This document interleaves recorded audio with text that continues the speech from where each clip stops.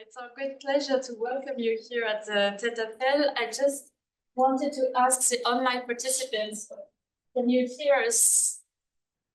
You can hear? Okay, great. Thank you.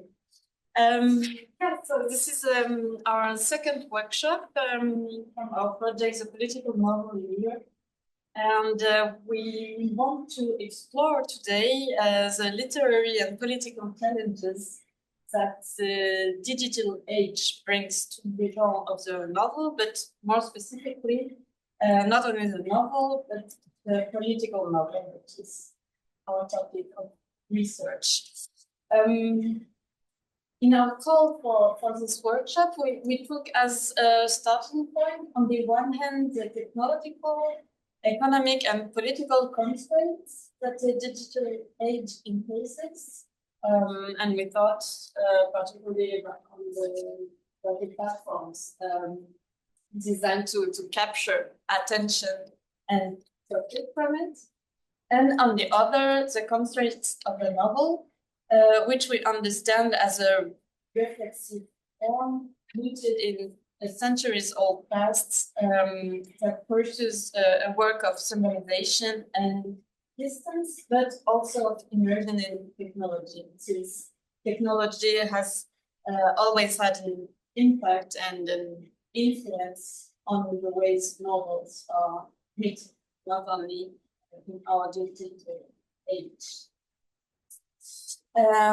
So we see this new digital age not only as a content, but as a condition, digital condition, that allows media to become an aspect of experimental literature that can shape and is shaped by the novel, the political novel, in new and maybe unprecedented ways. And this is what we refer to in the call as digital modernism. So this workshop is about how the digital age become not only an environment for the political novel, but also its property. And we will ask ourselves how the political novel, actively we assume, uses digitality for its own purpose. However, by reading a bit about the topic and preparing for the workshop, we were very aware to resist a kind of idealizing temptation, to see only good things in this phenomenon, because digital technology undoubtedly makes it possible to connect marginalized communities, redefine relations of authority, about all the determinations that characterize the literary practices and the literary field, but it does not automatically bring or lead to an ideal democratization of field, nor does it eradicate all kinds of hierarchy. So, complex phenomenon and not idealized the changes digital era brings with it. And as we stated in the call, I mean, it's kind of course obvious, but really all phases of literary process are turned upside down, and perhaps especially all the relationships in the book. Of course, the literary gesture is now being disseminated across different platforms. The book is detached from its physical carrier, and the author may disappear in the face of the possibilities offered by automatic generation and artificial intelligence. We will discuss a text about this topic tomorrow together. And so that, a lot of things and hierarchies and mediations are being called into question by the technological novelties. And as literary scholars, of course, we have to respond to this because digital topics and practices touch on fundamental notions we work with. So how are these changes reflected in the novel itself? How has this new context redefined or not relations with the political sphere? What kind of political novel is possible in the digital age? That's the questions we want to think about with you.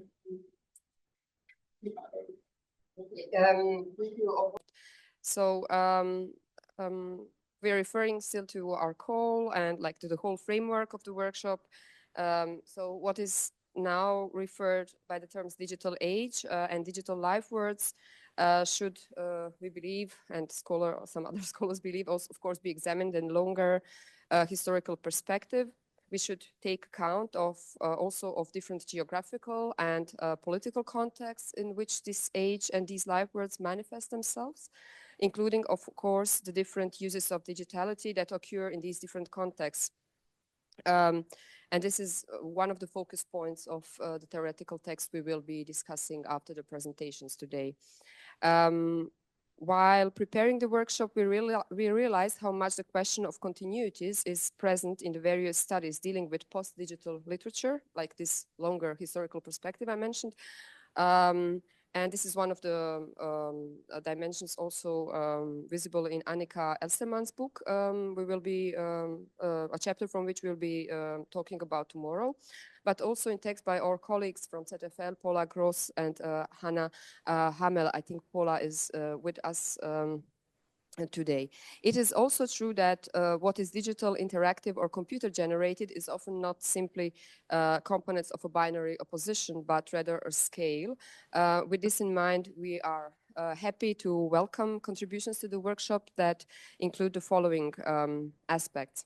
Contemporary developments, such as discussed in Anna Murashova's paper on platformization of literary production, then historical retrospectives or perspectives that appear historical from today's perspective or from today's point of view, such as Sophie Salvo's analysis of Günter Grass' short novel Crab Walk, which not only deals with a non-contemporary novel, but also reflects on the changing, or let's say not novel which has been written in the past few years, but also reflects on the changing conditions in the traditions from the 20th to the 21st century.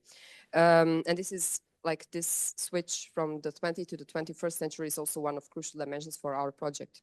And as Ina Häkkinen also argues, digital environments do not appear as a setting radically distinct from pre-digital forms of storytelling, but are in fact productive in terms of reinterpreting existing and in turn historical events with a fixed place in political history, as is the case with the Chernobyl disaster. In addition, the focus is on transcultural perspectives, including topics such as migration, and here I'm thinking of contribution by Anna-Lena Eick, and how the idea that has been considered obsolete for some time, namely the idea of the nation, is being reshaped in today's geopolitical cyberspace. And here I'm thinking of Verónica Paula Gómez contribution. We are particularly thankful also to our respondents, Tara Talwar Windsor, Lime Connell, Rossie Artemis, who is online with us, Isabel Meske, who is also online with us, and Elias Kreutzmeier, who agreed to participate not only as commentators, but moreover as experts on both digitality and the topics just mentioned. Both on the historical perspective of the novel and on its geographical or better geopolitical significance in a globalized world. After discussing the contributions, we are confident that the problems and questions raised in the discussions of the papers will be enriched by two theoretical texts. Both I mentioned already, Claudia Kozak's essay, Experimental Electronic Literature from the South from 2020, and the chapter Computer-Generated Text from Annika Elstermann's monograph, Digital Literature and Critical Theory from 2023.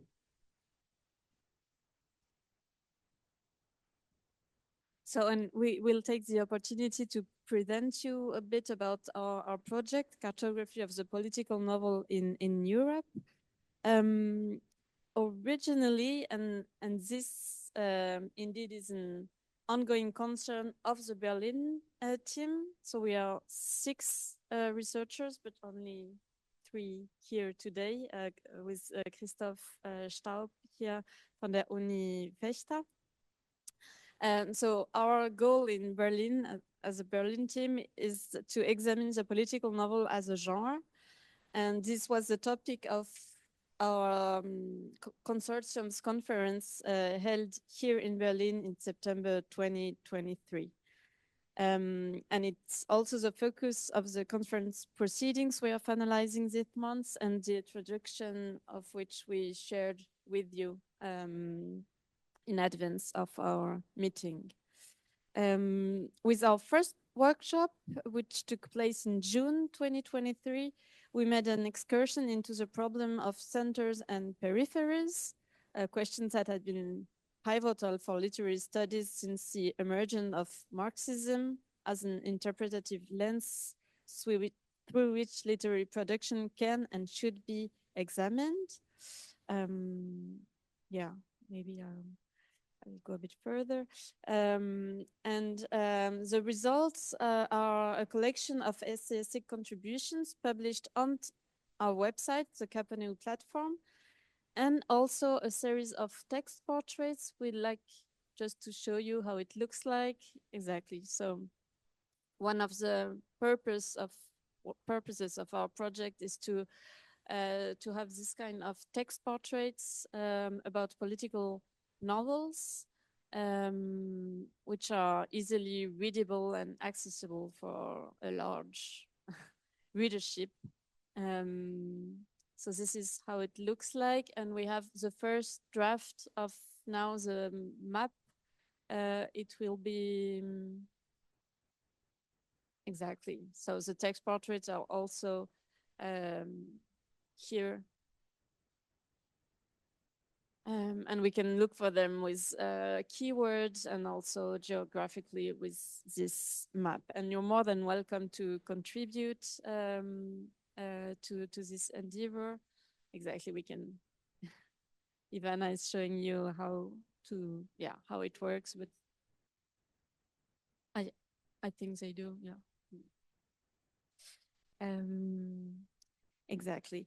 And our workshop today is a slightly more daring endeavor for us as a team, as we do not see ourselves as experts in digitality, AI, or the like. I mean, other colleagues here at the ZFL have a much more central interest in this topic.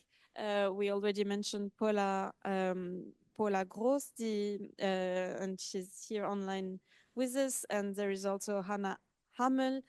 Both co-edited a special volume, for example, of Sprache und Literatur on style and social media in contemporary literature. It's really a great volume and a great introduction we use to prepare for the workshop.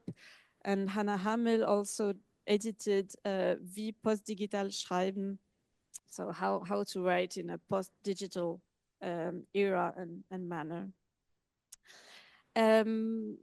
But in planning this project as a whole, I mean, to think about the political novel in Europe in the 20th and 21st century, we quickly realized that a focus on the political novel as a printed book without its digital materiality and as a social phenomenon whose analysis only considers non-digital circulation would be, in fact, very limited, and we would miss a lot of what is going on in this field. So, and we were from the beginning convinced of the relevance of the digital condition for the political novel at the very first project presentation at the center. For example, the fact that dissident literature, for example, from Belarus, is published and disseminated geographically, not only in the historical centers of Eastern Europe dissidents, like Paris, London, Toronto, etc., but also, of course, digitally on platforms and across social networks, etc. So in the course of our research and discussions, we found it actually unavoidable and indispensable to deal with digital topics that we were not used to in our respective, how should I say that, education and endeavors.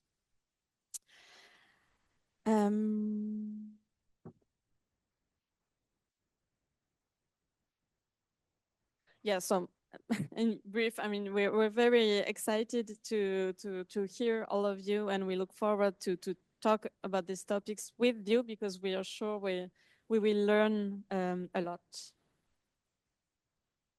We have a few more bullet points to mention.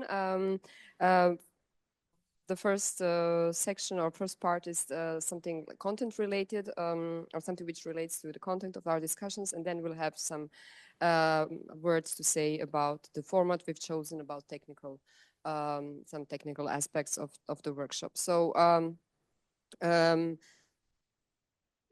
so as Aurore already mentioned, the question of the role and potential of the political novel specifically in the digital age requires not only a focus on the novel, which we were discussing sufficiently by now in our project. Let's say its content and forms, its reworking of political issues, or the politicization of what is considered or rendered unpolitical.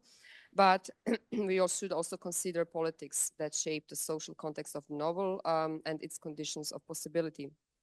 Even if we assume today that an explosion of artificial intelligence would profoundly affect both existing political horizons and literary production, and thus turn our life worlds upside down, many questions about politics that date from the last century and the pre-digital era remain relevant. Besides focusing on the relationship between literature and location, I quote from a contribution by Verónica, Paula, Gómez. So besides focusing on this relationship between literature and location in geographical sense, we will surely touch upon location also in terms of property, and ask who owns the space, or who owns the place of publication or the website. We expect to discuss the constitution of publics and the production of commons in cyberspace, for what is the exact status of something public when it primarily serves profit maximization. We will discuss re-emerging, or we think we will touch upon re-emerging forms of state agency, as in the context of energy storytelling in the 1980s and today. We will touch upon the mainstreaming of political discussions through both social media and popular literary forms. So ask, where are the correspondences? An example is given by aforementioned novel Crab Walk by Grass. And we will also talk about knowledge transfer and knowledge withholding. In addition to these aspects, I would like to mention, and I will end here, a few other keywords without which a discussion of the digital age would remain unluckily incomplete, so that we must also take them into account in our debates. Differences between data, information and knowledge, difference between dead labor and living labor, and more generally dead and living culture. Of course, with dead and living labor, I'm referring to the differentiation by Marx.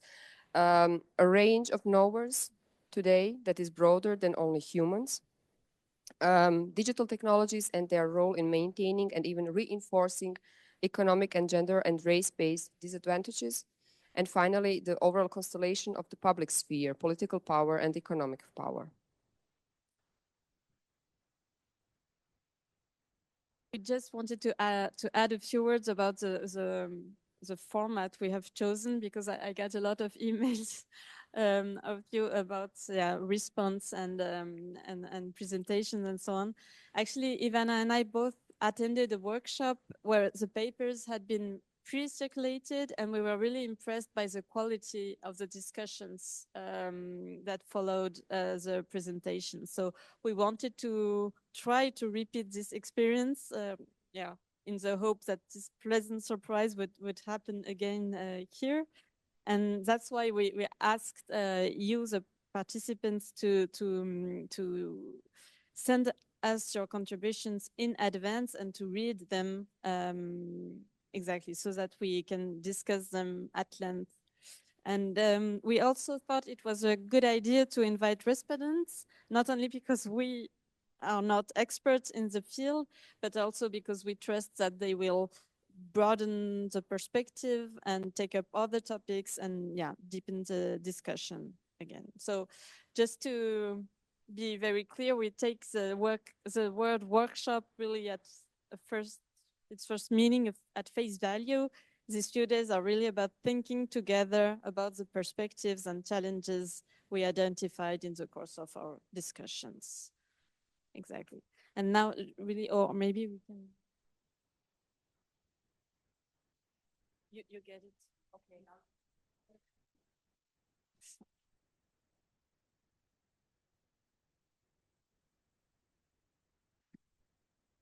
So I'll briefly say a few words about Verónica Paula Gómez, who is Argentinian but currently lives in Germany as a fellow at a postdoctoral fellow at the Freie Universität Berlin.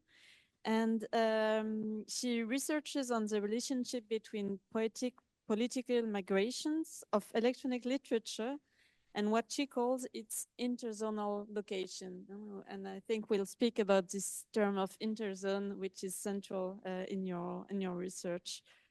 And her actual project has, I love the title, so I will read it entirely. Migrant Cartography of Latin American Electronic Literature, Corporalities, Corporations, and Corpus between Global North and Global South. She's now professor in charge of Laboratorio de Literaturas Expandidas y Nuevas Tecnologías of the Masters in Literature at the Universidad Andina Simón Bolívar in Ecuador. And she published her first book in 2022 if I'm right, with also a very good title, La Narración de los Museos, but the Ra is in brackets, so you can also read La Nación de los Museos, Curaduría y Prácticas Artísticas en Entornos Virtuales. And her second book was just published last year, Domicilios de la Literatura Digital, de la Idea de Nación a la de Interzone. It was published in Mexico in the Colección Remediables. So it's really, I think your research is really precisely at the heart of the challenges we were trying to uncover and discuss here during the workshop. And just one last word, she's a member of the Latin American Electronic Literature Network and part of the editorial committee of the second Litelat anthology. And I only can recommend you take a look at her very rich website. Exactly. And I'll say a few words about Liam Connell also, who will respond to your paper. Liam is a member also of our project, Cartography of the Political Novel in Europe. And with his colleagues from the University of Brighton, he is particularly interested in the political work of the novel as a form of writing, which is naturally very valuable in our project. And his current research, I quote from the website of your university, but your work aims to develop a typology of politics reading across into the contemporary political novel in English, but in different nations, in different national contexts. Suggesting that the contemporary political novel differs from previous understandings of this form and maybe of the definition we're used to from politics. And previously, your research has focused on the economic humanities, specifically around questions of work and literature, and this led to a book, Precarious Labor and the Contemporary Novel, published in 2017, which explores how a regime of flexible hours and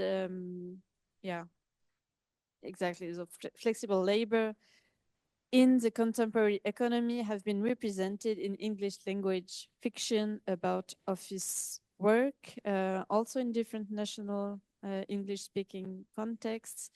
And I saw in recent essays you also wrote about films and television shows, how the commercial surrogacy, commercial surrogacy is represented as care work, yeah, in recent film and television. So a broad spectrum.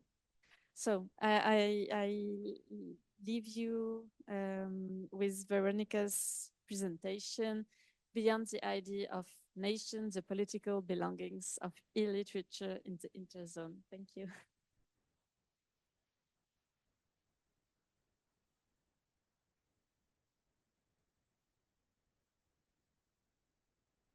Hola, can you hear me? I think it. Okay. How do I know? Zoom. Can you hear me there? Yeah. Okay. Okay. Yes. Good. Yeah. Here. And the presentation. Yeah. Okay. Can somebody say yes, and we will be happy? Yes, we can hear you loud and clear. Hi. Hola. Hola. Hola. Okay. Thank you very much. But we don't see the presentation right now. Oh God. Because I didn't share. Okay, sorry. Yeah. So share that. Yeah. Yeah. Nah. Are you sure? Okay. Good. If you say so. But I don't think. Okay. I know. This happened to me always when I give classes, so yeah.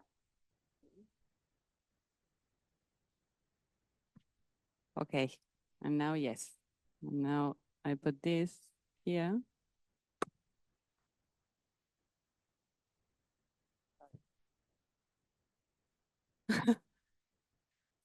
Sorry.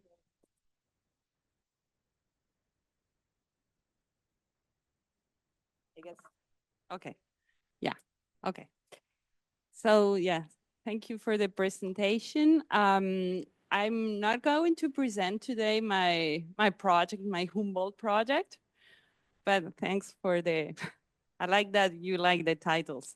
I will talk more about my last book, which is Domicilios de la Literatura Digital, de la idea de nación a la de interzona.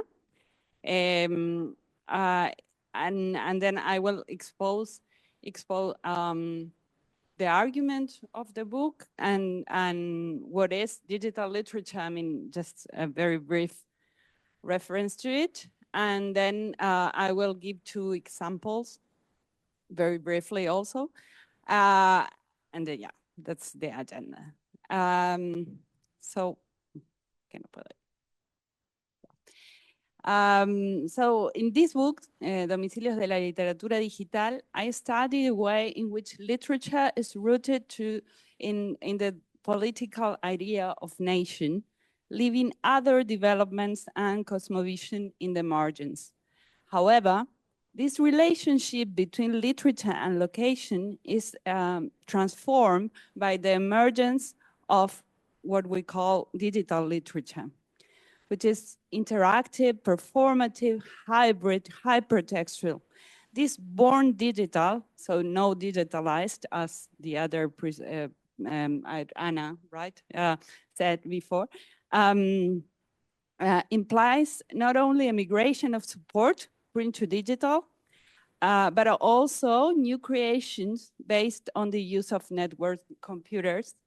There was also a quote at the end of the other presentation, which I agree with it. Briefly, this literary artifact could be defined as a set of characteristics related to the emergence of new word technologies in the contemporary world, dominated by a laboratory aesthetic.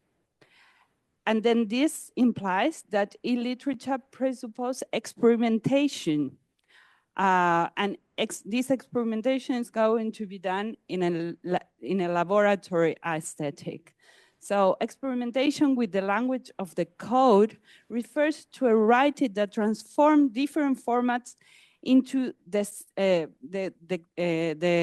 numerical code, and therefore always allows verbal material, images, videos, sound to be combined, which of course in the vast majority of cases result in no linear text. And this was kind of a challenge for me when I present my paper or a proposal for a paper, because novel as a concept suppose some linearity, and it's hard to find examples of digital literature that work with the concept of novel also and be combined, etc., right, with these characteristics. Taking into account the characteristics of this literature that overlaps the materialities of the letter, a new political domicile becomes necessary. I try to identify and name it as an interzone, which I will discuss later. So my work investigates the relationship between literature and location as the political domicile of writing following Derrida. This affects not only the place, but also the law, says Derrida. The link between literature and location had numerous transformations over time because of important geopolitical aspects. And of course, also disputes, alliances, and conflict in the intellectual file and the art, giving place to certain policies on territorialities, technologies, and languages. And so oh no, okay. This happened, sorry. So what I want to illustrate with this equation is a movement of imitation, as that's part of the critique of the sociology of culture that thinks the literary object in the framework of a stock exchange that assume the possession or lack of certain capital. And I follow there Casanova. In the same way, drawing a parallel with economic science, a relationship between literature and location is expressed through an equation of departure and an equation of arrival, with variation in each part, territorialities, technologies, and languages that has to be on the very, very left. But sorry about that. So this will give me this equation when we think in print literature, which means that print literature will have an idea, will have a direct association with the idea of nation because of a national sovereignty plus print support plus national language.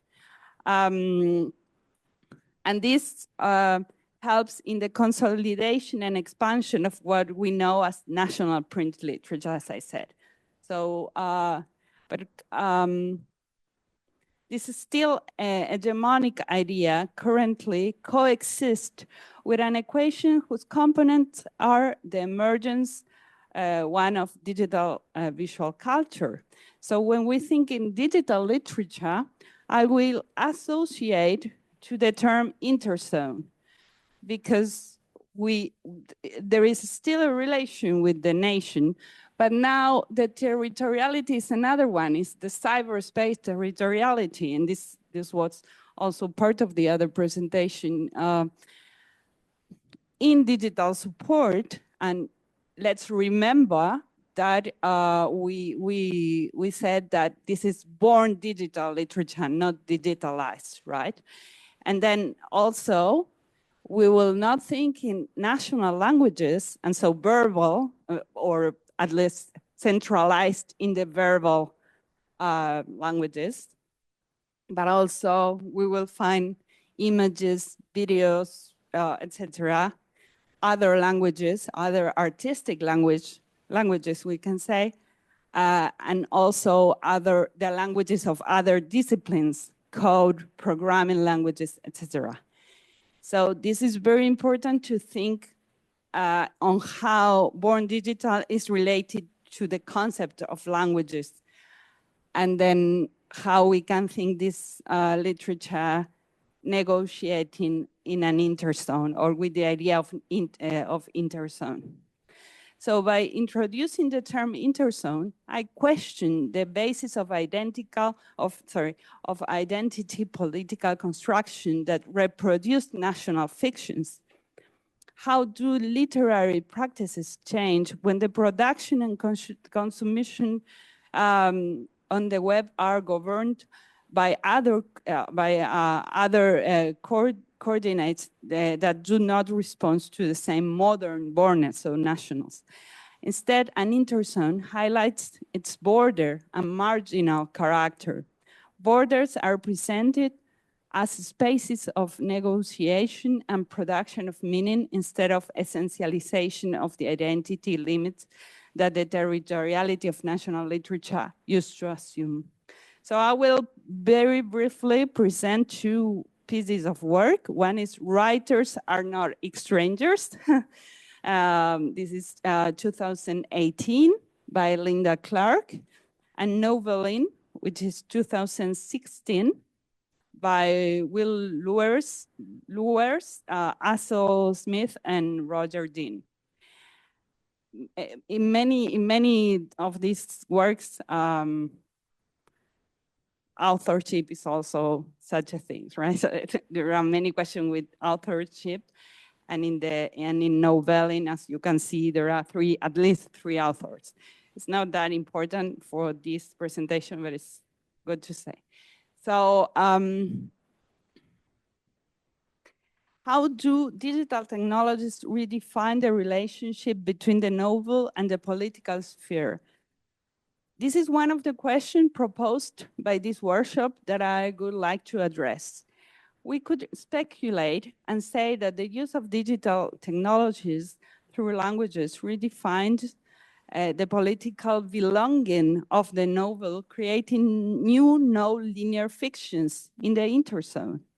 The novel, as we know, has been the paradigmatic form of printed national literature for the last at least 2 or 3 centuries, becoming the dominant aesthetic form. And I just say 2 or 3 is a lot, but I think as an Argentinian, sorry, we only have 2 centuries in my country. So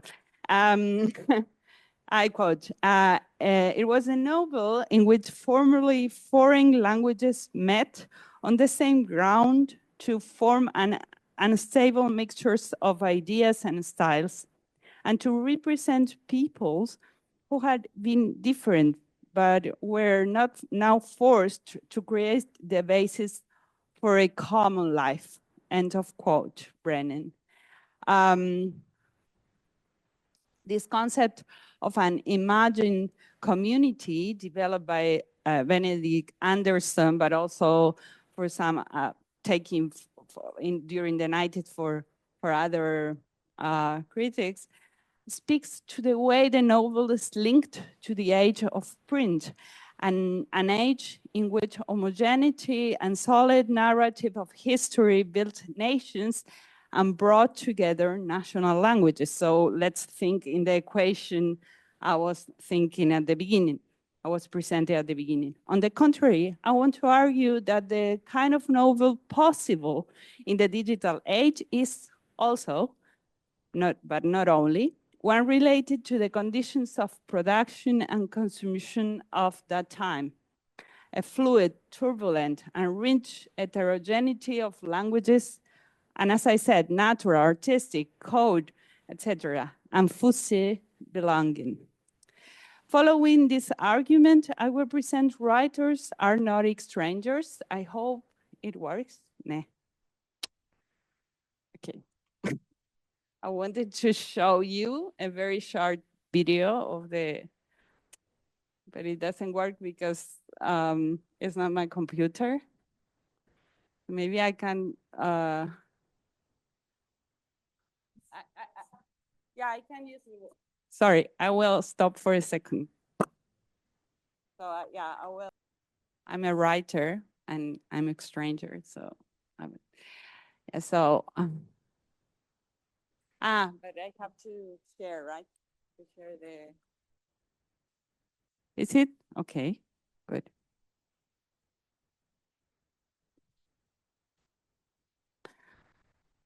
So this is just, of course, a video of one of the many experimentation of the combination you can make with this novel. I decide that this was a good example because the author also mentioned that this is a novel, which is interesting because usually this is a category we don't use too much for digital. We discuss with the category, of novel. So I thought both of them are interesting to think in the novel in the digital age and in this kind of work. So it's an writers are not strangers. It's an interactive novella. I thought this is the name they put, that seeks to explore the relationship between readers and writers. Both are players, as you can see here. The idea is to play with a combinatorial text that takes its structure and computational techniques from video games. So this is a typical logic of a video game. This means that the reader player interacts with the machine in what many years ago in a pioneer book are set called ergodic text, an ergodic text in cybertext, the book cybertext. This means a laborious form of reading, considerable, that makes the reader will make a considerable effort to interact and experiment with this text because, of course, as you can see, it's heterogeneous and it has many ways in which it can be combined.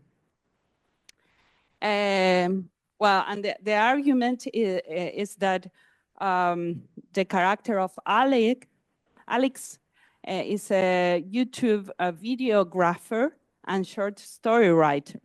And so the reader rates her stories on a scale of 1 to 10.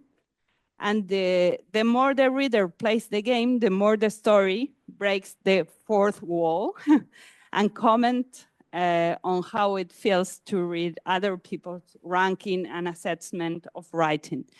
This metacritical element transforms the reader into a judge who will determine the story writer's work through these rankings.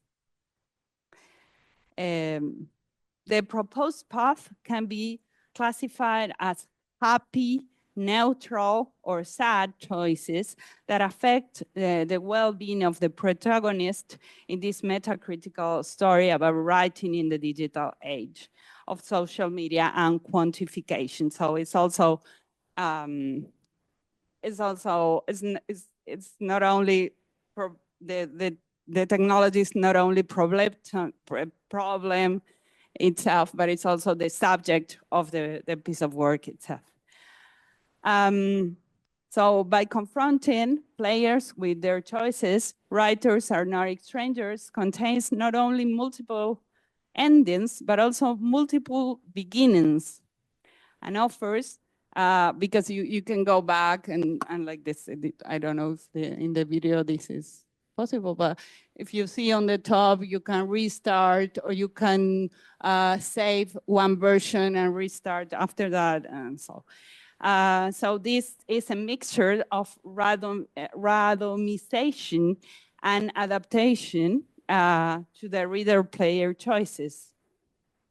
It also shows that we as a society are turning into an increasingly quantified system and that swallows the artistic will. This is kind of a novel born with the digital age in cyberspace, problematizing its materiality. And the other one I wanted to talk about very briefly, and I'm finishing, sorry if it is too long.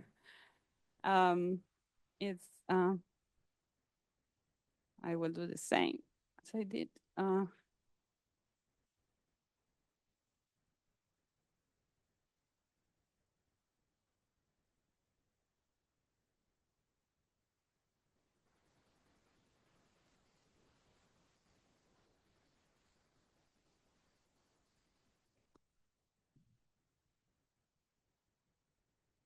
If you are interested in electronic literature, you can go to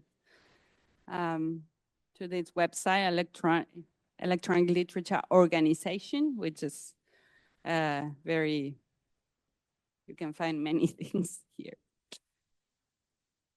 So it's novelling,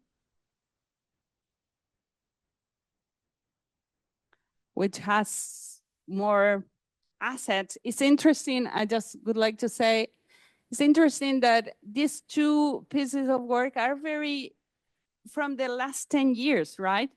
And the aesthetic looks like the 90s. I mean, yeah. So this is something that is interesting. I don't have time to go further in this, but how there is a dialogue with all ways to do electronic literature more about combine arguments like the one we saw before, or just have images in black and white and gray, okay? But I mean, are basic, not in the, of course it's not easy to program all this. I'm not saying it's easy, and it's an intellectual work, which means a lot. But then when you see, it's very simple.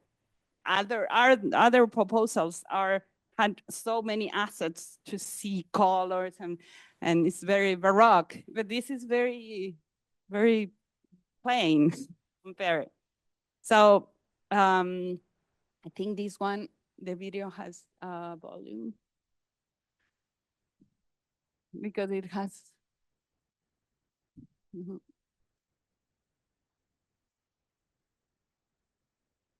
So can you hear? There is all this nature environment all the time in the video, and when you experiment the piece of work. But I will talk at the same time, so I will mute it.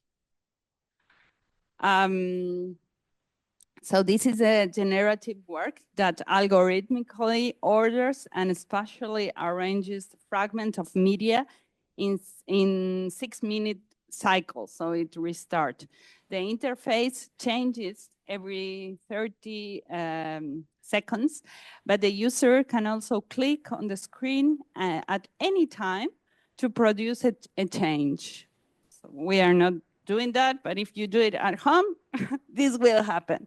It raises questions about the acts of reading and writing fiction and the liminal space between the two activities that can be also considered an interzone.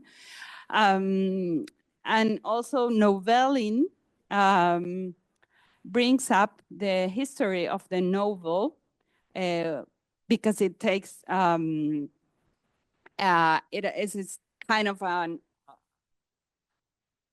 Does somebody speak Spanish here? No. God. Homenage. Oh, you speak French. Okay, well, homenage. You know what I mean. Okay, perfect. So this is, yeah, because this is inspired as an homenage, sorry, to the early experimental novels as Tristan Shandy. Sorry, I didn't say that. So it takes many aspects of these novels, and it makes this this experimental work, which in digital literature is always experimental, but in this case specifically, they make a statement to say this was this homage.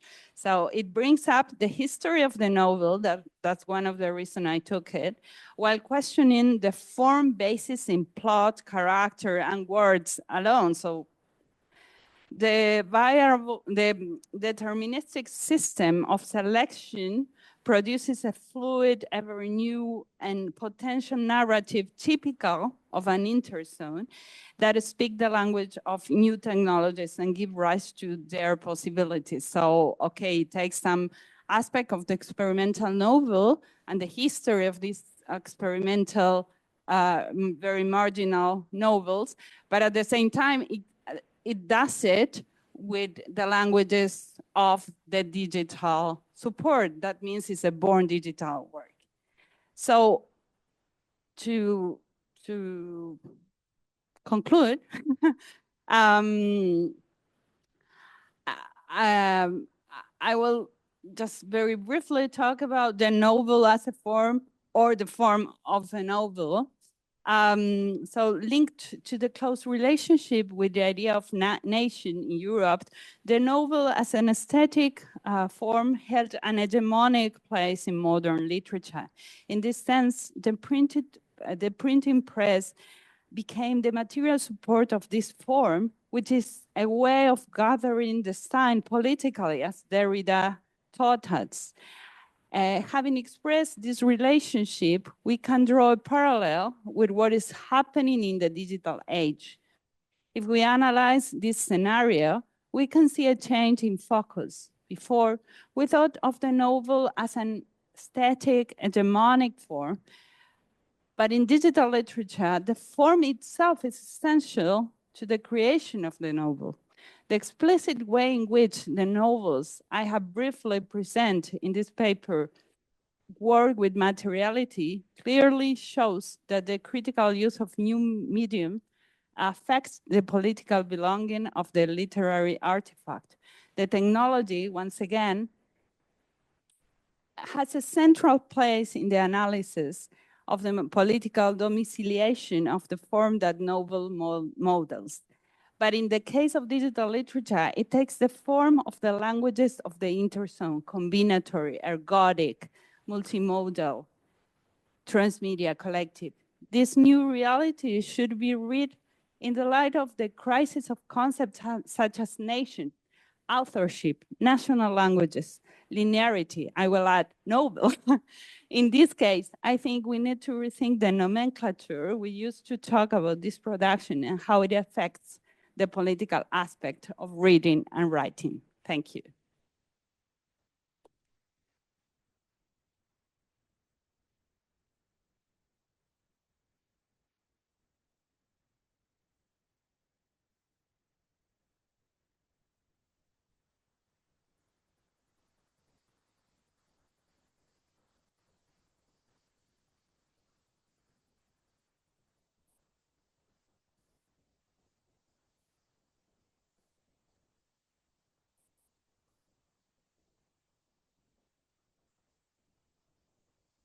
Apologies for me using my phone. I'm just trying to kind of look at what I had written in response to the paper.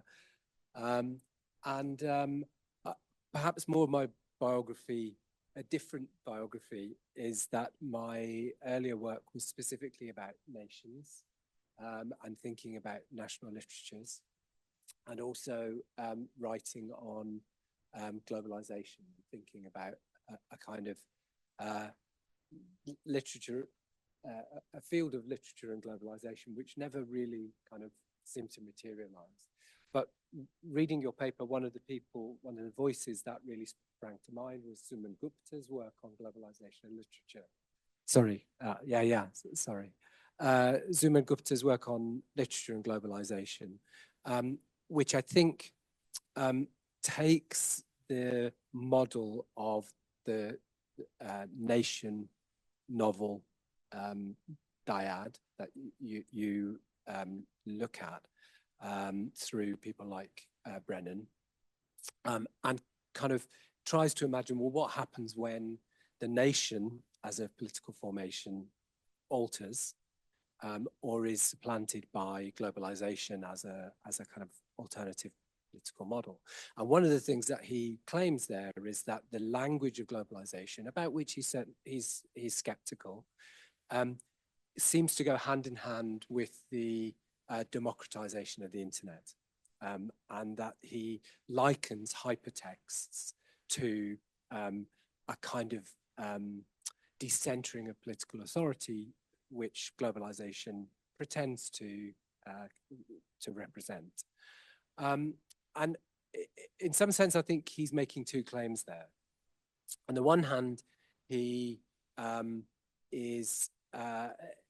he wants to think about the way in which hypertext, that's his chief example for electronic literature, hypertexts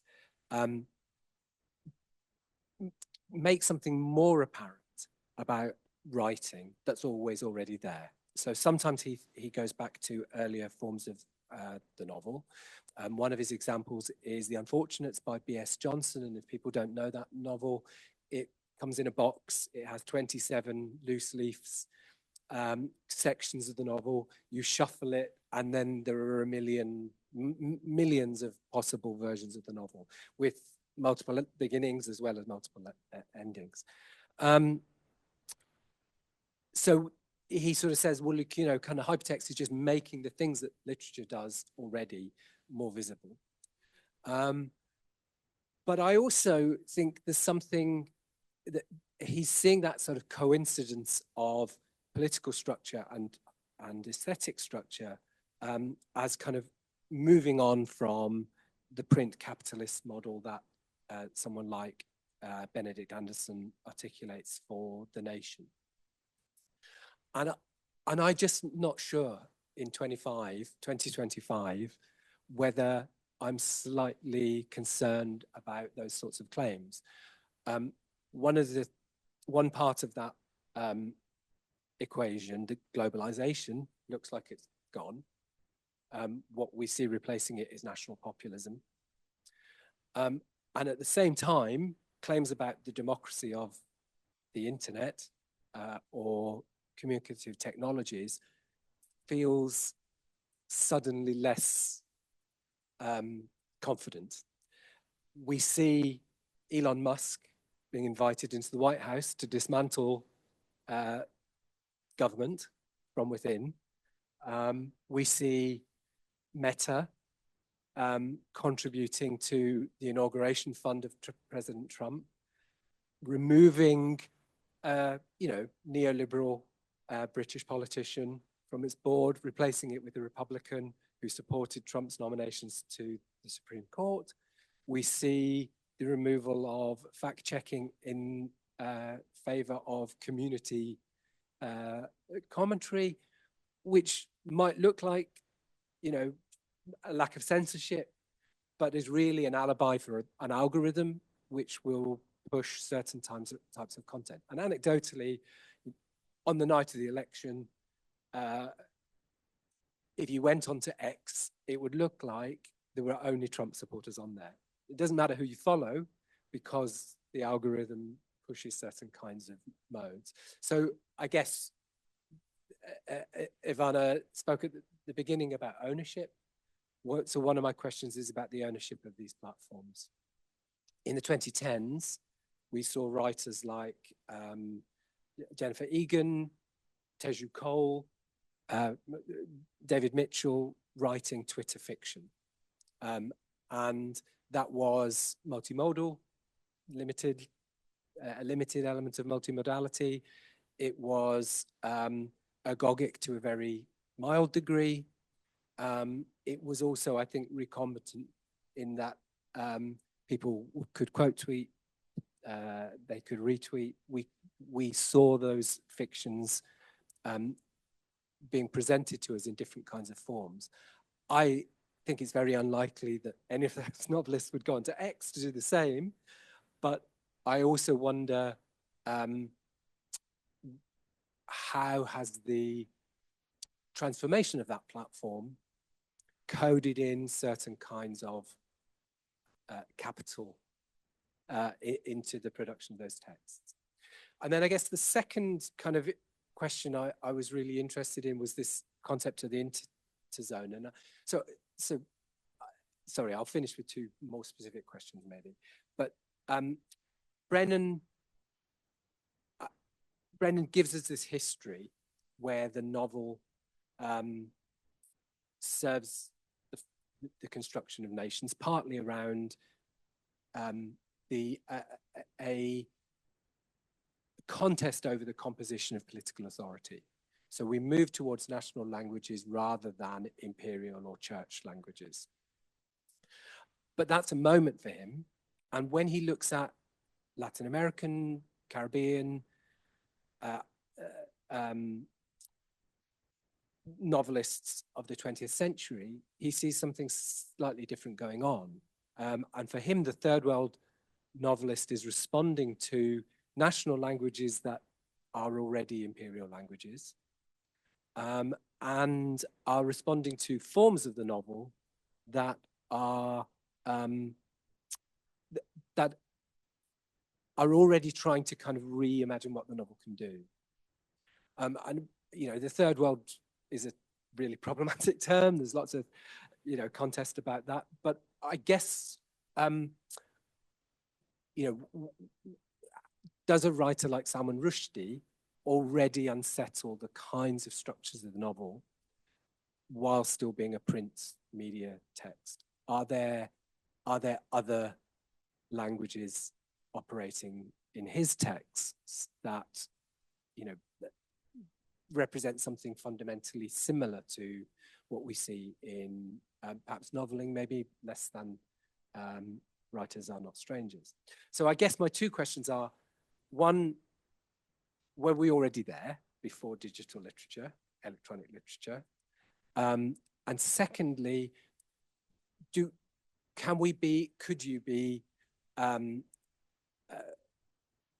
you say something more about the difference between, say, a text like Writers Are Not Strangers and a text like noveling?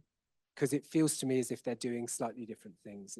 One is really pushing me as a reader to click, whereas in noveling, I'd only click if I was really bored. And what I'm getting there, I think, is more a kind of fluid text, which is giving me other kinds of linguistic codes simultaneously. So yeah, so that's it. Thank you. I will answer you as the Argentinian I am. Very proud. Not proud of my president, but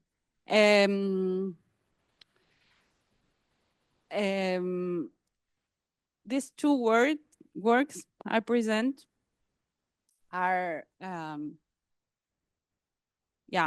hypertext, or they work with combinatory stuff, and as I said, are very hard to do. The intellectual work to program this is hard, really, believe me. But they don't question much about, as I said, it's not only the aesthetic, it's also what they question about the literary artifact. So, and this happened a lot with the pieces of work that comes up. It happens, the majority, I mean, like many in general. I don't like to do this generalization, but you asked me something about platforms and algorithm. So usually the global north has a tendency to do works that are more homenaje or more ludic, so you can play, you are this, and also novels are not very common, as I said, so it was hard for me to find pieces of work. I said this, and then I say that usually also in Global South. The pieces of work are very critical. They work much more with the fact that algorithms are conquer our life, and so you can find pieces of work of Eugenio Tiselli in Mexico, Giselle Begelman in Brazil, Milton Laufer, who lives here, Loifa, who lives here, but he is Argentinian.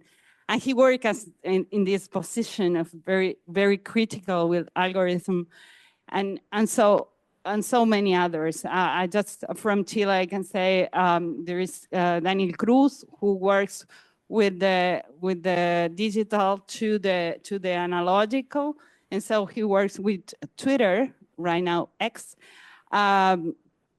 He works with tweets that speak about silence and dictatorship, and how I could then share a video about that. But it's Océano de un centímetro de profundidad, which means 1 centimeter deep ocean. I don't know, but it means that he makes a robot, and this robot will write the tweets about silence and dictatorship in the sand. And this will happen once and again and again. And so he works with social media and how superficial social media, what is said in social media goes so far. And so I had many examples where this is something else than what literature used to do. So they work with these languages that are from the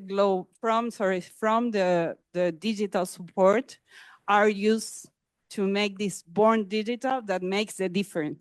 Because of course there is, and also taking this argument how Brennan you were telling me, it's a very good question to think about the tradition, right? Because what is the matter for literature since literature exists? It's a question about language. So to question language, it's not to problematize language. This is what people who write are going through, to multiply the senses of words. And this is political. And I mean, this means that when the visual poetry appeared centuries ago, they also were doing something else with drawing with words and using the materiality of word in a critical way. And so when we see the history of literature, of course, we can see many marginal expressions that are important if we think about what the relation between literature and technology, which of course is not neutral. Technology, the neutrality of technology doesn't exist as an argument to say that internet is democratic and all you said. So I totally agree with this. And when you see these pieces of work I show, usually you say, okay, and so what? Because the thing is that they are very conceptual in many senses, and you need you need to read some statement to understand the piece of work, because in this they are affiliated with contemporary art in this sense, but also the tradition of experimental literature or marginal is there somehow. And what I wanted to say is that, of course, other pieces of work are something else in the fact that they use the languages to be critic to algorithm. So they make algorithm, they make an insubordinate use of algorithm, for instance, or they make something with programming, which is usually in English. They try, so we can see this in Claudia Kozak article. I don't know who read it, but I was the one who suggested. And she, I finished with this, yes, I promise. But she shows there, it's a very good example of Nasser. And there is a link and everything there in the article. And so this is, he did a piece of work programming in Arabic, which is such a thing. It's not also a huge intellectual work. It's also a political work. So it's using art, technology, literature, the question about language in a different way, and how identities start negotiating somehow. Sorry, I think I didn't answer, but I will later. Is there another question? Thank you for your presentation. I'm sorry, how many time do we have? Because I think we are already out. How much time?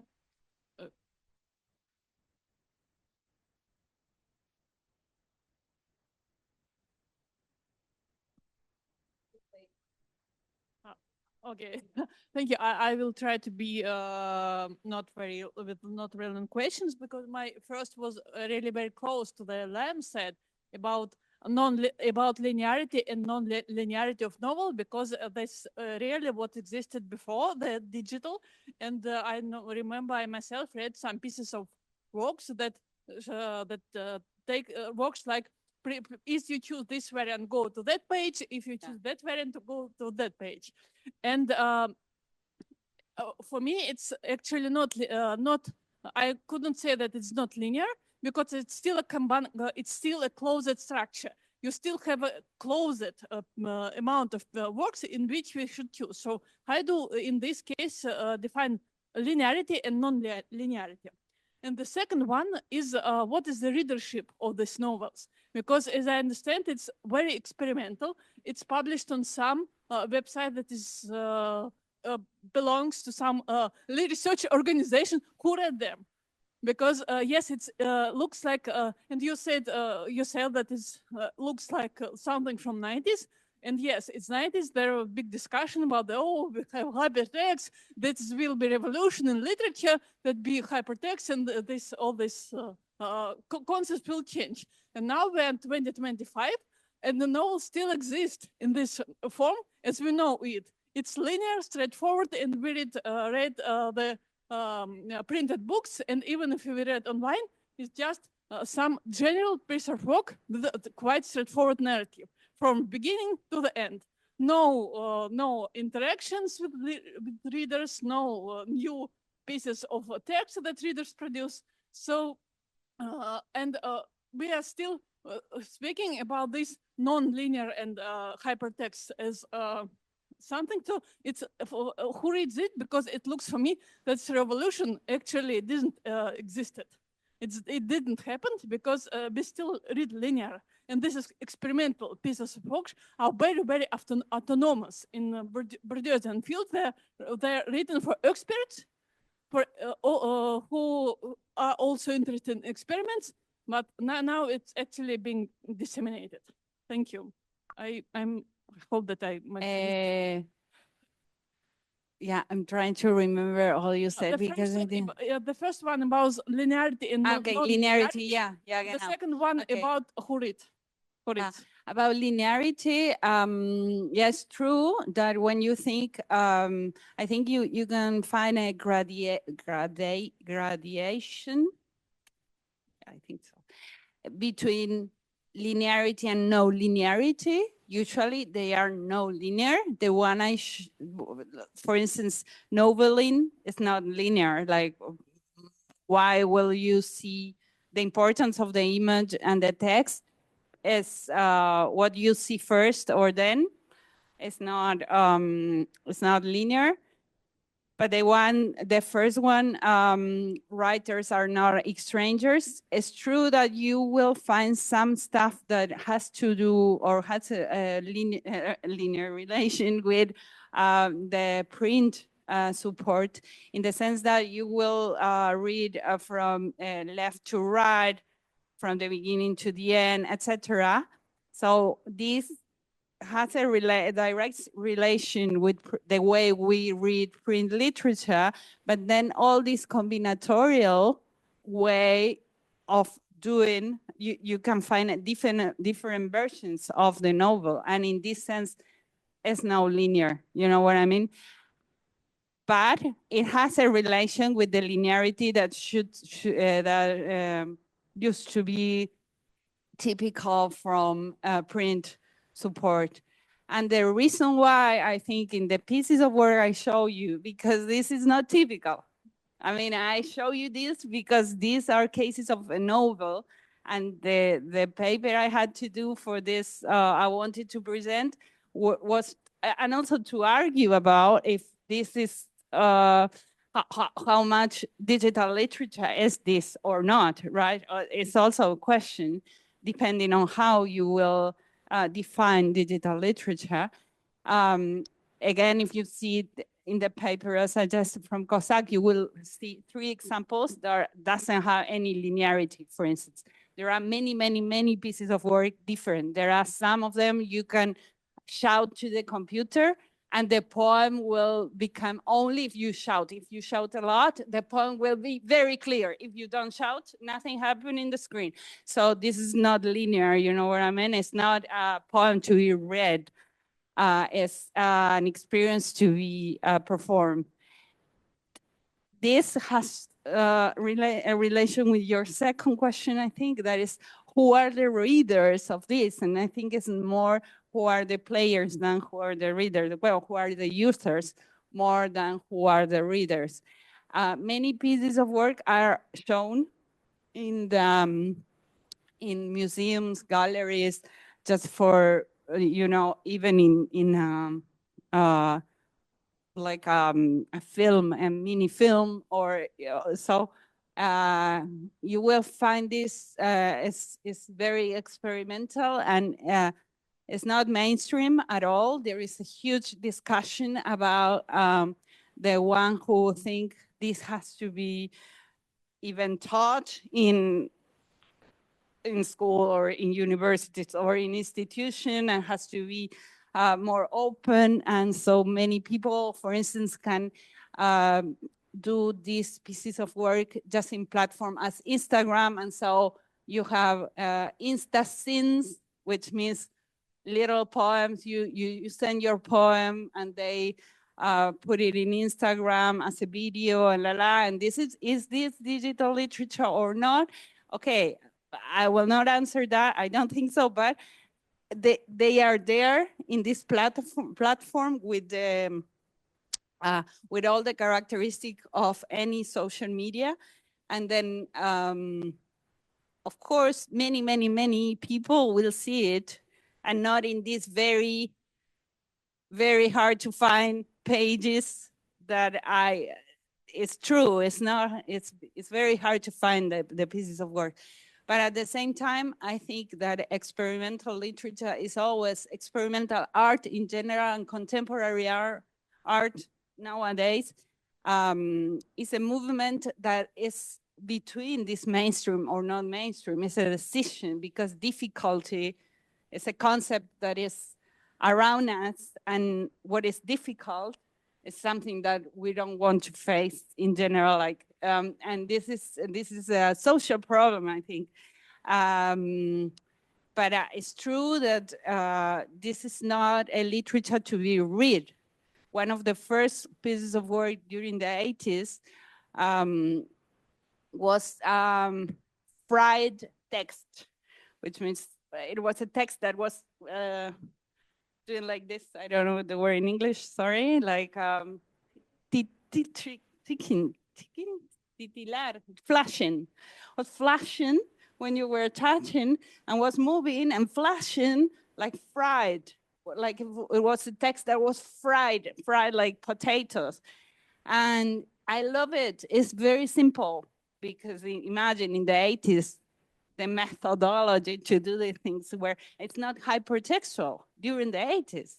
He was a genius. I don't remember the name, John. But what I mean is that to be read? No. And why? Because nation, authorship, even novel, even poetry, novel, all these categories are questioned by these works. So also the circulation, the reception, and what is to read, what is to write, right?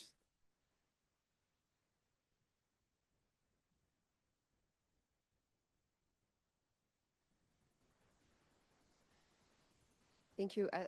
I think we should go for a break. I will not ask a question. I will just say one word. Perhaps we can come back to that.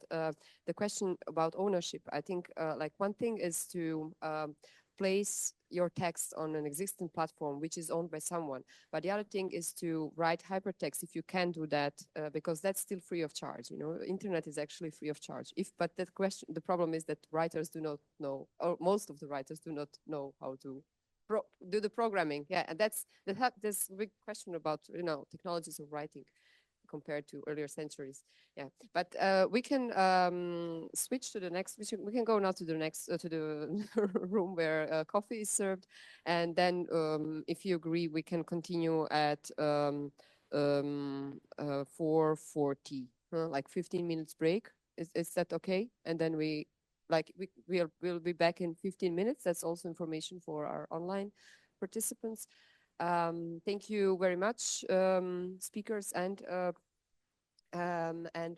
responders for this first panel, which opened many questions. I'm sure we'll come back to them again later.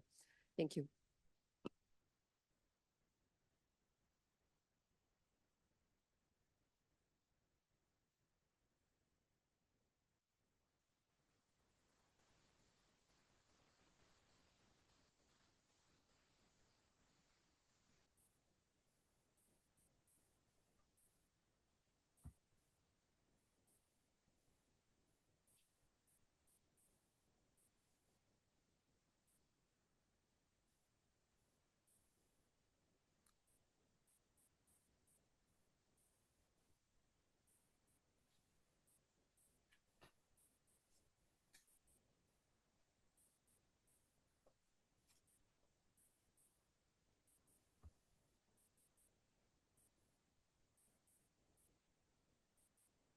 Hey, can you hear me?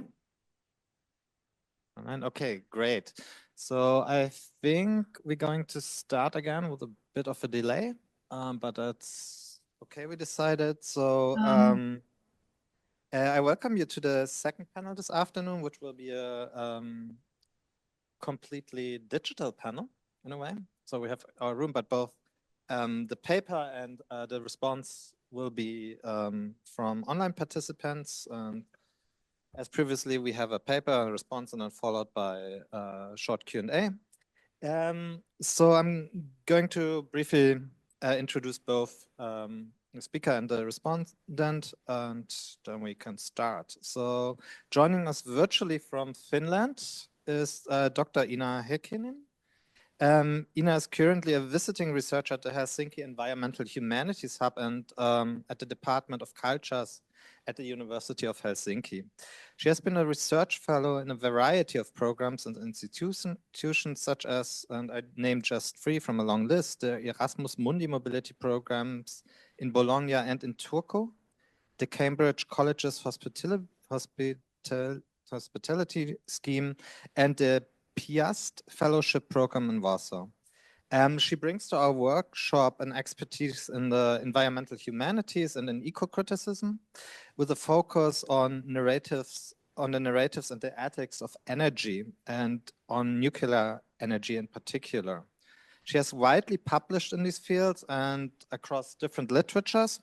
And I want to mention only 2 articles, a most recent one with the programmatic title, Nuclear Humanities, Envisioning the Nuclear as Societal and Ecological Value, which was published last year in the edited volume, Eco-Concepts, Critical Reflections in Emergent Eco-Critical Theory and Ecological Thought. And the second one also from last year, Superhero Narrative and Chernobyl Experience Amalgamated, Janina Scarlett's Superhero Narrative Therapy, and that appeared in the volume World Literature, Critical Companion. Yeah.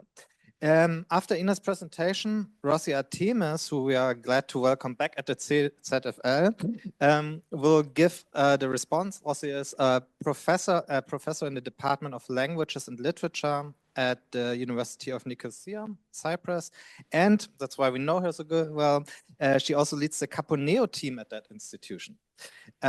She works on English and American literatures and on continental philosophy, and Rossie is the author of the monograph Stories of the Unconscious, Subversions in Freud, Lacan, and Christoph.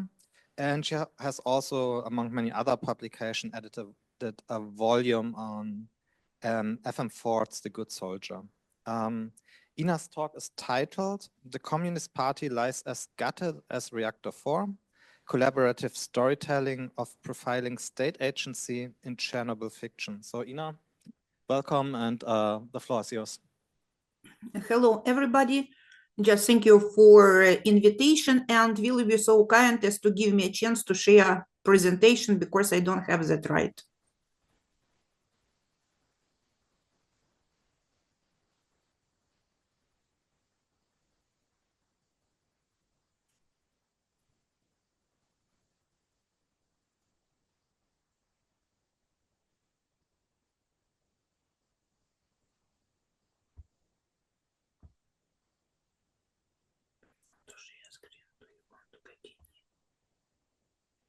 Yes, thank you very much.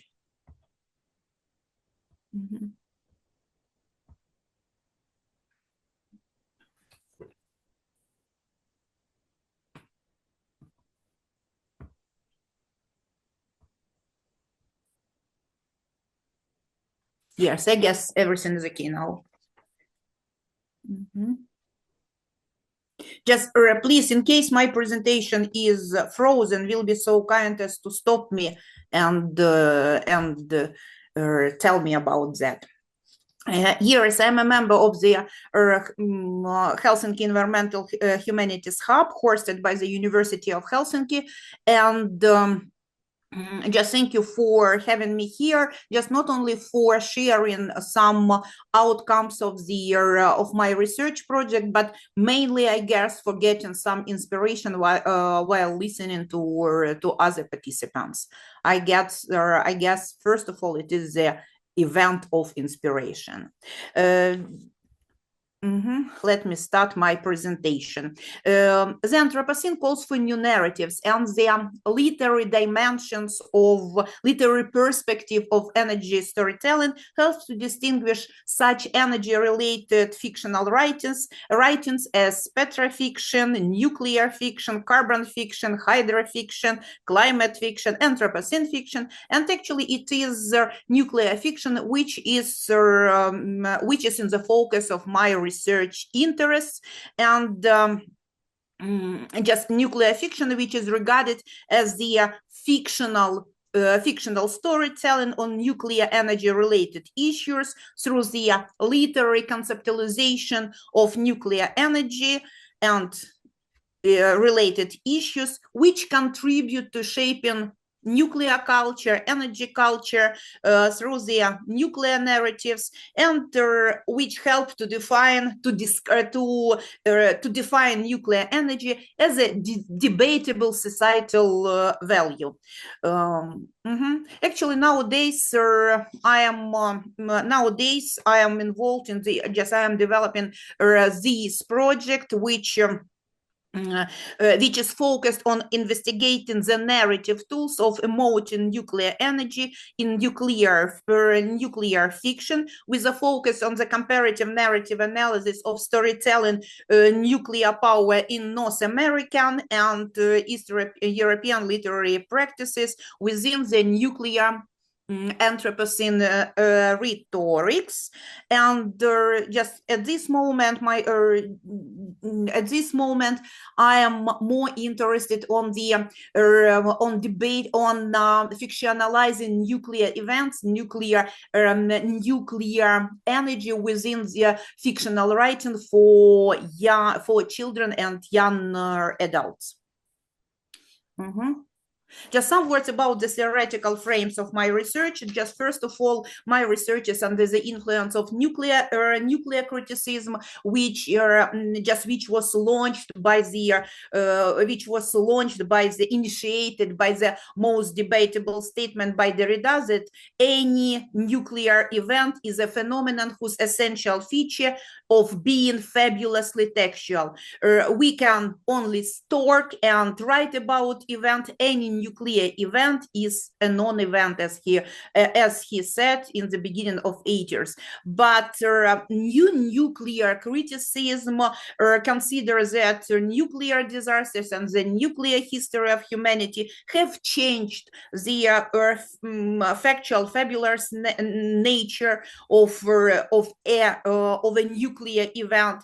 But on the other hand, the nuclear history, which is several disasters, confirm the distance of the average person to nuclear technology, to nuclear infrastructure, with the fabulous imaginary that nuclear energy and everything which is related to nuclear energy is under the control.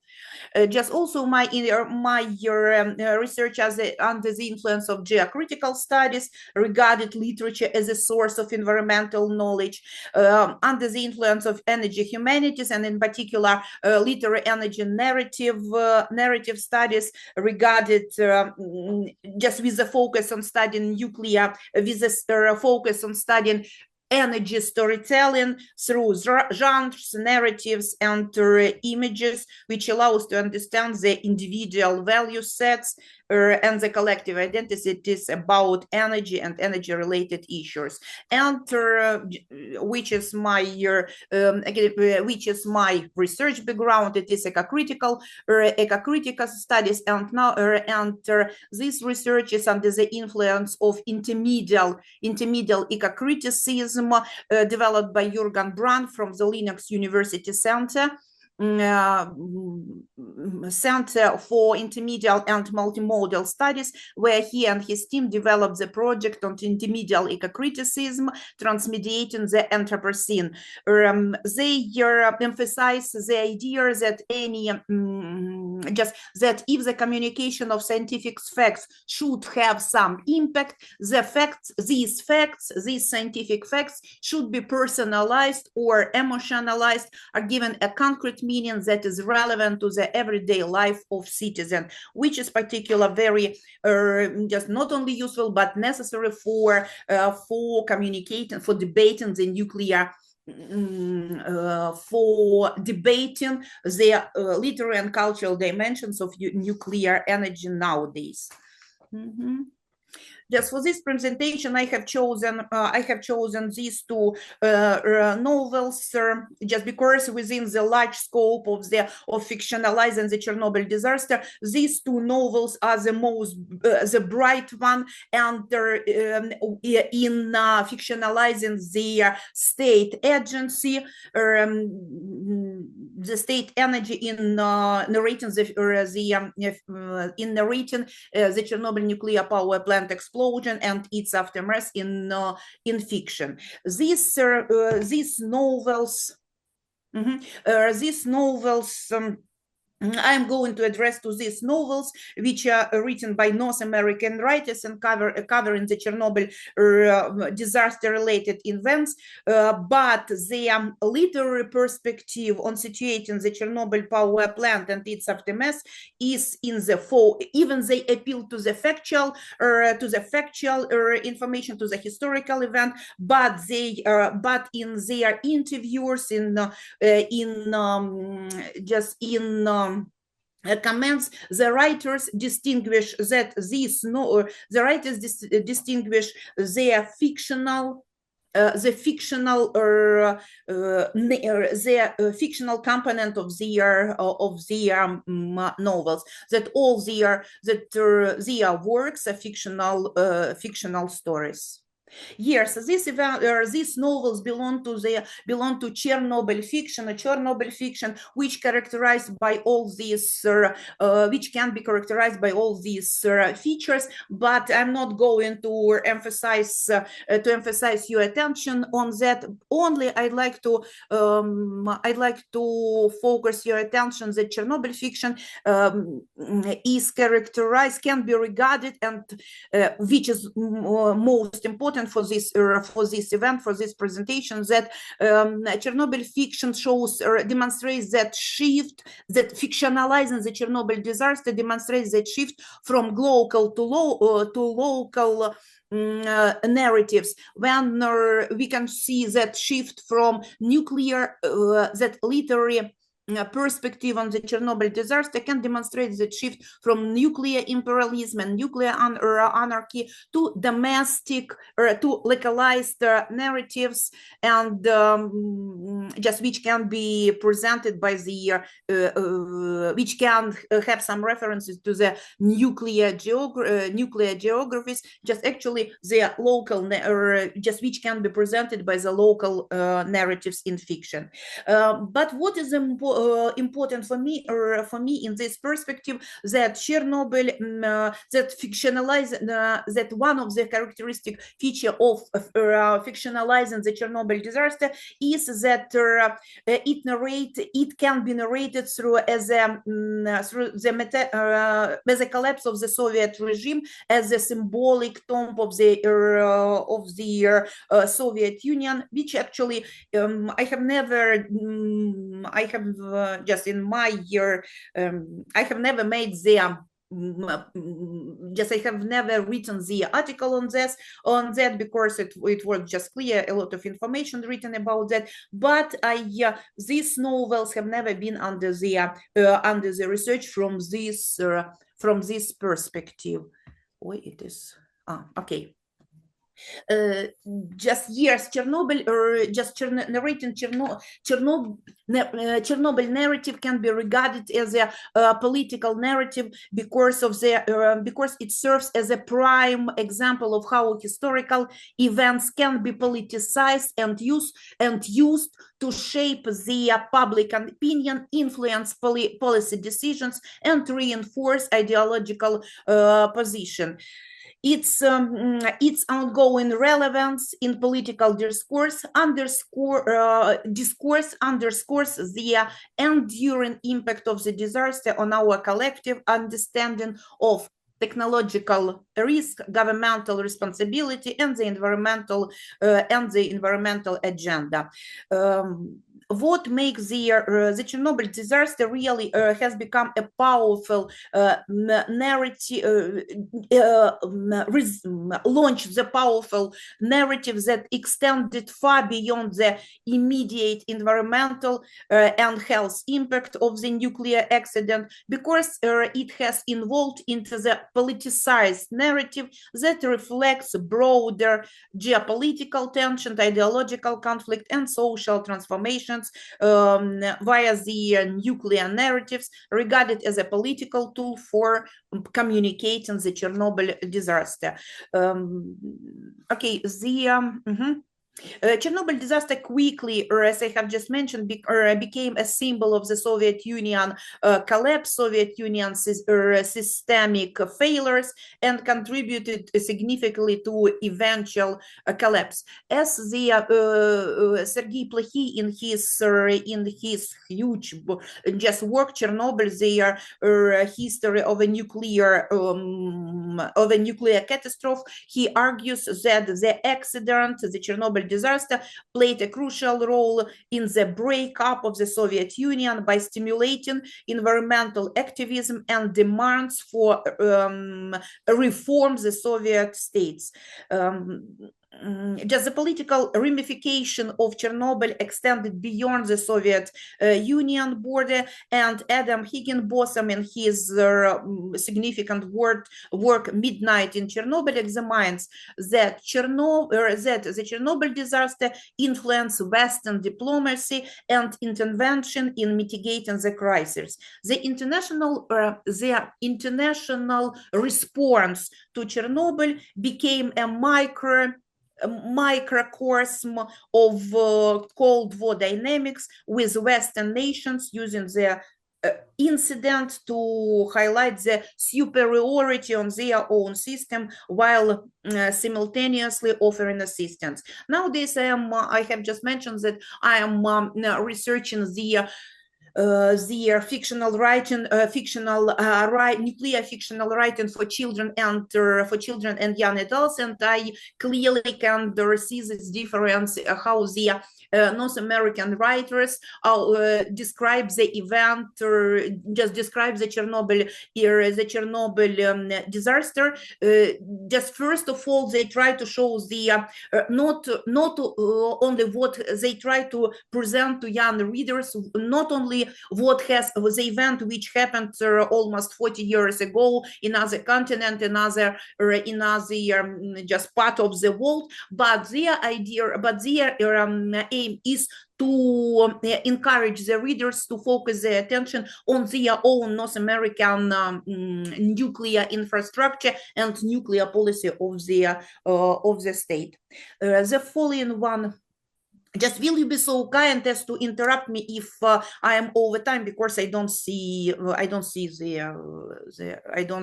time and I don't see the audience. Just the following one about the narrative. The construction of the Chernobyl narrative has been subject to a various political influence, and thus Kate Brown in her work Manual for Survival, a Chernobyl guide to the future, challenges over determined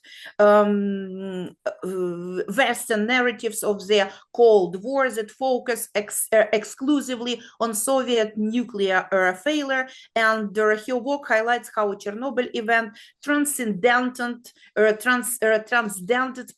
geopolitical borders, affecting nuclear policy globally. Let me just also there are some features, but actually it is, I have just mentioned partially about them, about the impact of the Chernobyl narrative can be considered as a politicized one, just because because of the impact on government structures and policy making locally and globally, and this allowed to consider Chernobyl just not only as an event but as a metaphor, just while being spiritual and social cultural the metaphor of spiritual and social cultural transformation over time. The Chernobyl itself, the Chernobyl disaster, has evolved into a powerful metaphor in international relation discourse. It has become a shorthand for the potential consequences of authoritarian secrecy and technological transformations. Just that's why the cultural representation, the politicization of the Chernobyl narrative resulted it is a cultural representation which encouraged interest in the disaster and its political implications by portraying the tension between the inhuman nature of radioactive contamination and the human political structure that attempts to manage it. That's why just one of the dominating motives in narrating the Chernobyl from this perspective are the following one. It is the victimization of the disaster, monsterization of the disaster, and the commercialization of this disaster. But within this presentation, I am not going to emphasize that. Just as for their state, or some words about as for their novels in particular, I'd like to say that the Frederick Pochel's novel Chernobyl is is among the first international attempts to offer a fictionalized account of the Chernobyl nuclear disaster. And actually it was already published in 1 year after the disaster. And in his writing, he based on the media publication in just interviews. And actually it was, I have just mentioned that it was the first fictional response to the nuclear disaster, where he his novel he structured chronologically and showed the time within 1 month from April 25th to May 23rd, and within this month he chronologically showed the explosion and its aftermath within the months. While being fictional, the characters of this novel are based on the real individuals involved in the disasters. He introduces the real characters, but with other name, as well as he introduces the real politicians of those times. You have about 3 minutes left. How many? 3. 3. Oh, okay. Let's switch here. Just a little bit different situation with Martin Cruz with Wolves Eat Dogs, because these novels was written 20 years after the disaster, but actually he highlights the state, he highlights this shift from the totalitarian Soviet control to a more complex governors, and he tries to here you can see some key moments of this novel where he tries to show these transformations from how the transformations of the political field affect the transformation of the social and even ethical field. He emphasized as it is a detective story, he emphasized the issues of corruption and environmental within the environmental field. And what I'd like to, what is more important for me in these novels, that it is that this novel amalgamates the fictional and factual narratives, where the factual narratives can be regarded as a spatial temporal setting, and to get this amalgamation of fictional and factual narrative create the spatial temporal modality, and because of this, nuclear fiction can be regarded as an archive of scientific knowledge. In our case, it is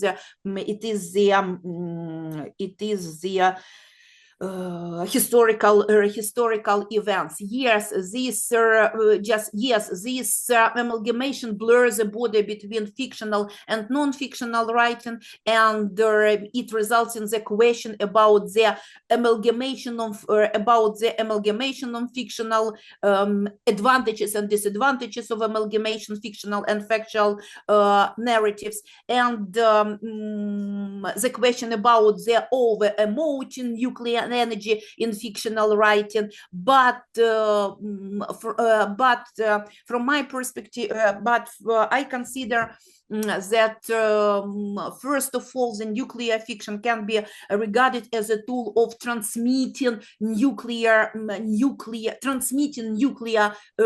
scientific knowledge about the event, about the nuclear technology to the readers. And in this perspective, nuclear fiction can be regarded as a tool of framing nuclear literacy as well as energy literacy. Thank you so much. Rossie, please.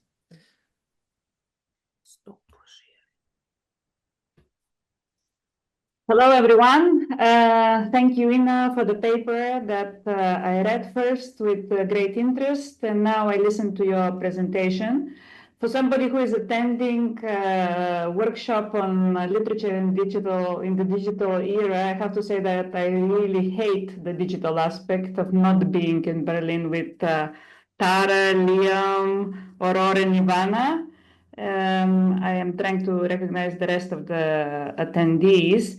Being online has certain advantages, so we can switch on and off the camera, but the immediacy is lost, so I'm going to try to cover up for that. My second caveat is going to be that I'm really not a specialist in digitalizing, digital literature, digital humanities, and so on, but I'm a good reader, and I think that I can catch up on that. And the third caveat I have is that, judging again by the camera, I think that together with another couple of attendees, probably we are the only ones who have very clear memories from the Chernobyl event. I mean that the day of Chernobyl, I was of very legal age. I was 18, so I remember very clearly the cover-ups. I remember the conspiracy theories in other countries. So what I was reading was very close to home, very close to my heart. Another thing which I did in my research was to follow up on Chernobyl literature because, again, I don't think that I know many titles in that area. Besides the non-fictional works, I mean. So it is surprising to see that even today, the Wikipedia page, for example, mentions only these two novels that you are discussing, Paul's Chernobyl and the other one, Wolves Eat Dogs. So basically, it seems to me that there is not a vast literature production of fictional works. So I'm very curious to see why and how this is happening and why American writers actually are writing about fictional accounts of Chernobyl, why, for example, Eastern European writers are not so much engaged. Of course, one explanation is going to be the political situation around Chernobyl, the former bloc, the Warsaw Pact, and so on. So we can have one kind of explanation. The major line of your paper, however, which is obviously based on your interest in eco-criticism, is very clearly discussed, at least based on the paper, not the presentation, is clearly divided in two parts. The one part is the opposition between, or the dichotomy between science and bureaucracy, or party allegiance, and the other side, and probably Paul is the one who is more interested in that discussion in his novel Chernobyl, while the other line is the one covered by Smith in his novel Wolves Eat Dogs, which is about the veiling, the conspiracy, the cover-up on one side, and the search for truth and fact, which is the more journalistic / detective experience, since it is a novel based on the exploits of a famous detective. So in this sense, I think that Smith is going to be the one who is more interested in the fabula and less so much and not so much into the eco-criticism, besides using place names, specific names, historical figures, and so on. While Paul, for me, although it's an old novel, 1987, is more interesting because I think he tries to scratch on the surface this little issue of eco-criticism. What you are citing as secondary sources, as critical sources, is also very interesting because personally I had worked with Ursula Heise, and I find her work really very much to the point, and even more so today in 2025, in the aftermath, or actually, unfortunately, not in the aftermath of the fires in the Los Angeles area. Ursula Heise has a very nice book, which is not directed at the Chernobyl event, but a very nice book which is called Imagining Extinction. I don't know if you know this one. It was published, if I don't make mistakes, sometime 2016, 2015, something like this, like 10 years ago. It is about the cultural meanings of endangered species. So how we imagine extinction, which ties up, I think, very much with the job which fictional writers do, imagining extinction or imagining the aftermaths of such events. So besides disaster literature, I think Chernobyl gives a very good example for an event which for a long period of time was variously covered by conspiracy, by political, diplomatic issues, international politics and so on. However, the literary endeavor of these two writers, since I don't know of any others, the literary endeavors of these two writers make it very prominent approach to disaster literature, which has to do with natural disasters. And of course, consequences on large scale, European scale. Of course, I had to do the comparison as well with the Fukushima event, which is from 2011. On the basis of science, it says, in my book at least, it says that Chernobyl was 10 times more disastrous than that. More people survived it, of course, but the disaster which it brought to the areas, to the places, and to the mentality of people, not just in terms of illness, but to the way they saw how reliable technology is, how reliable this atomic energy is something which is going to have repercussions also later in the Fukushima event, which was not covered, which did not happen under communism, obviously, but it had similar dimensions that brought into question how protected we are from human error, from technology, from technological errors, and also from natural disasters like tsunami and earthquakes. So in this sense, I wanted to say that I found the paper quite interesting. Of course, I'm not a specialist in eco-criticism. I haven't done that much, but I think that as long as eco-criticism is interested also in philosophical issues like environmental justice, I think this kind of criticism is going to be more and more valuable and more problematic nowadays with the climate crisis that some people just refuse to see, other people advocating and are sure that it exists. So I was wondering, you said that you're working on, I do not have questions on the theoretical framework that you're using, but I was wondering, you said that you're working with young adult literature.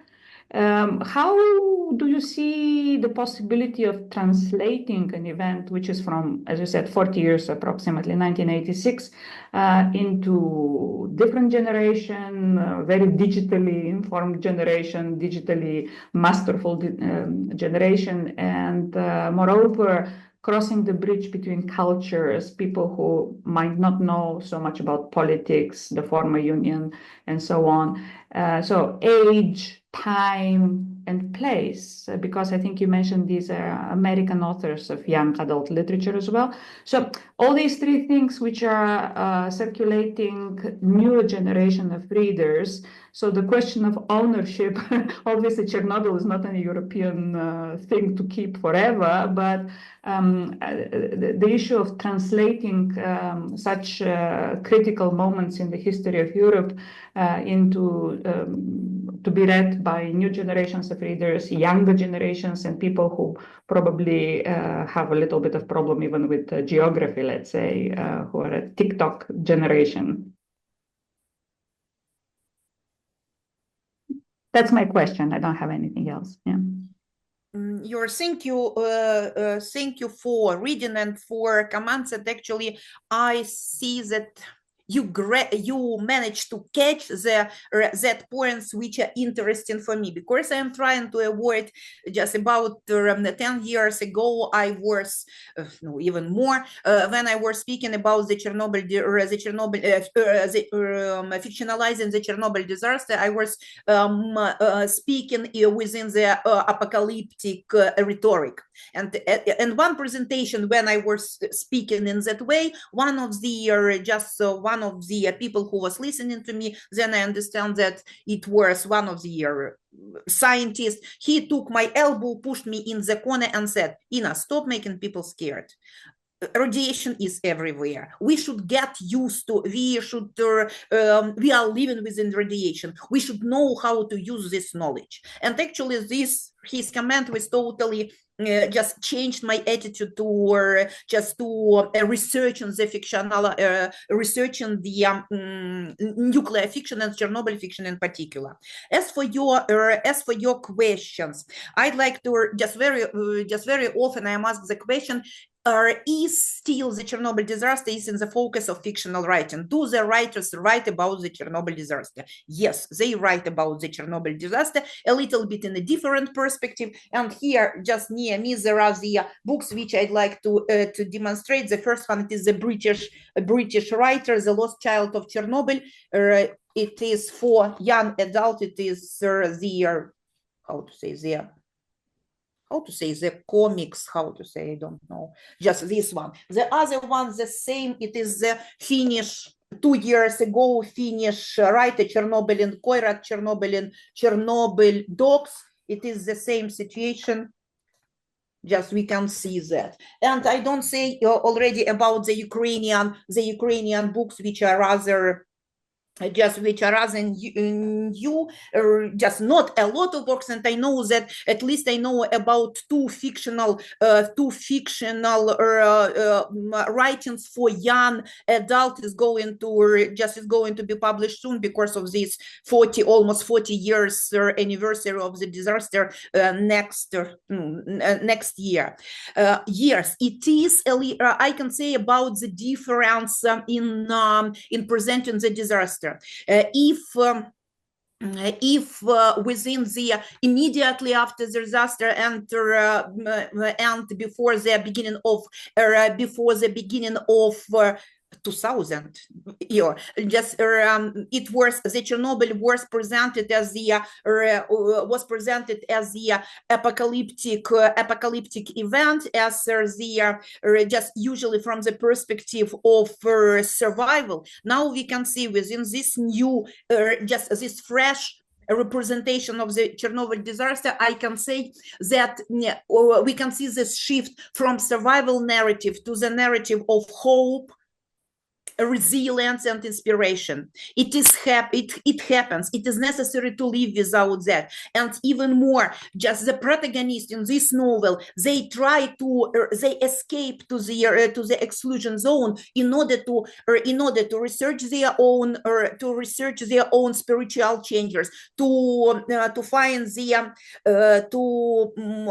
the inspiration. Therefore, and in this just refresh perspectives on narrating the Chernobyl, fictionalizing the Chernobyl disaster, I guess that we can see that shift from the state agency, which was typical for these novels which understudy. But now I can see that other agencies are emphasized. First of all, it is non-human agency. Just I can say about the range of fictional writing about Chernobyl dogs, and it is non-human agency emphasized. Then they emphasize just the gender and agency, and actually it is possible. It is started to speak about Chernobyl mothers. Yes, we know about Chernobyl babushka, all grannies, but now that Chernobyl mothers and Chernobyl children, just these agencies are emphasized. Actually, the what else about this, and what I can say about some, yes, but at the same time, even we can see these chiefs in narrating the Chernobyl disaster and nuclear disaster in particular, just we can see this unbalance in public narratives and fictional narratives. If the public narratives can show us the advantages and disadvantages of the nuclear agency, of the nuclear energy, nuclear infrastructure, because we can say about for and against, advantages and disadvantages, but the fictional works doesn't cover that narrative supporting nuclear energy. Yes, we can find some of them just in the when we speak about the Soviet atom, the atom for peace, but it was in 70s, 60s. But nowadays, I am still waiting for any nuclear fictional writing which can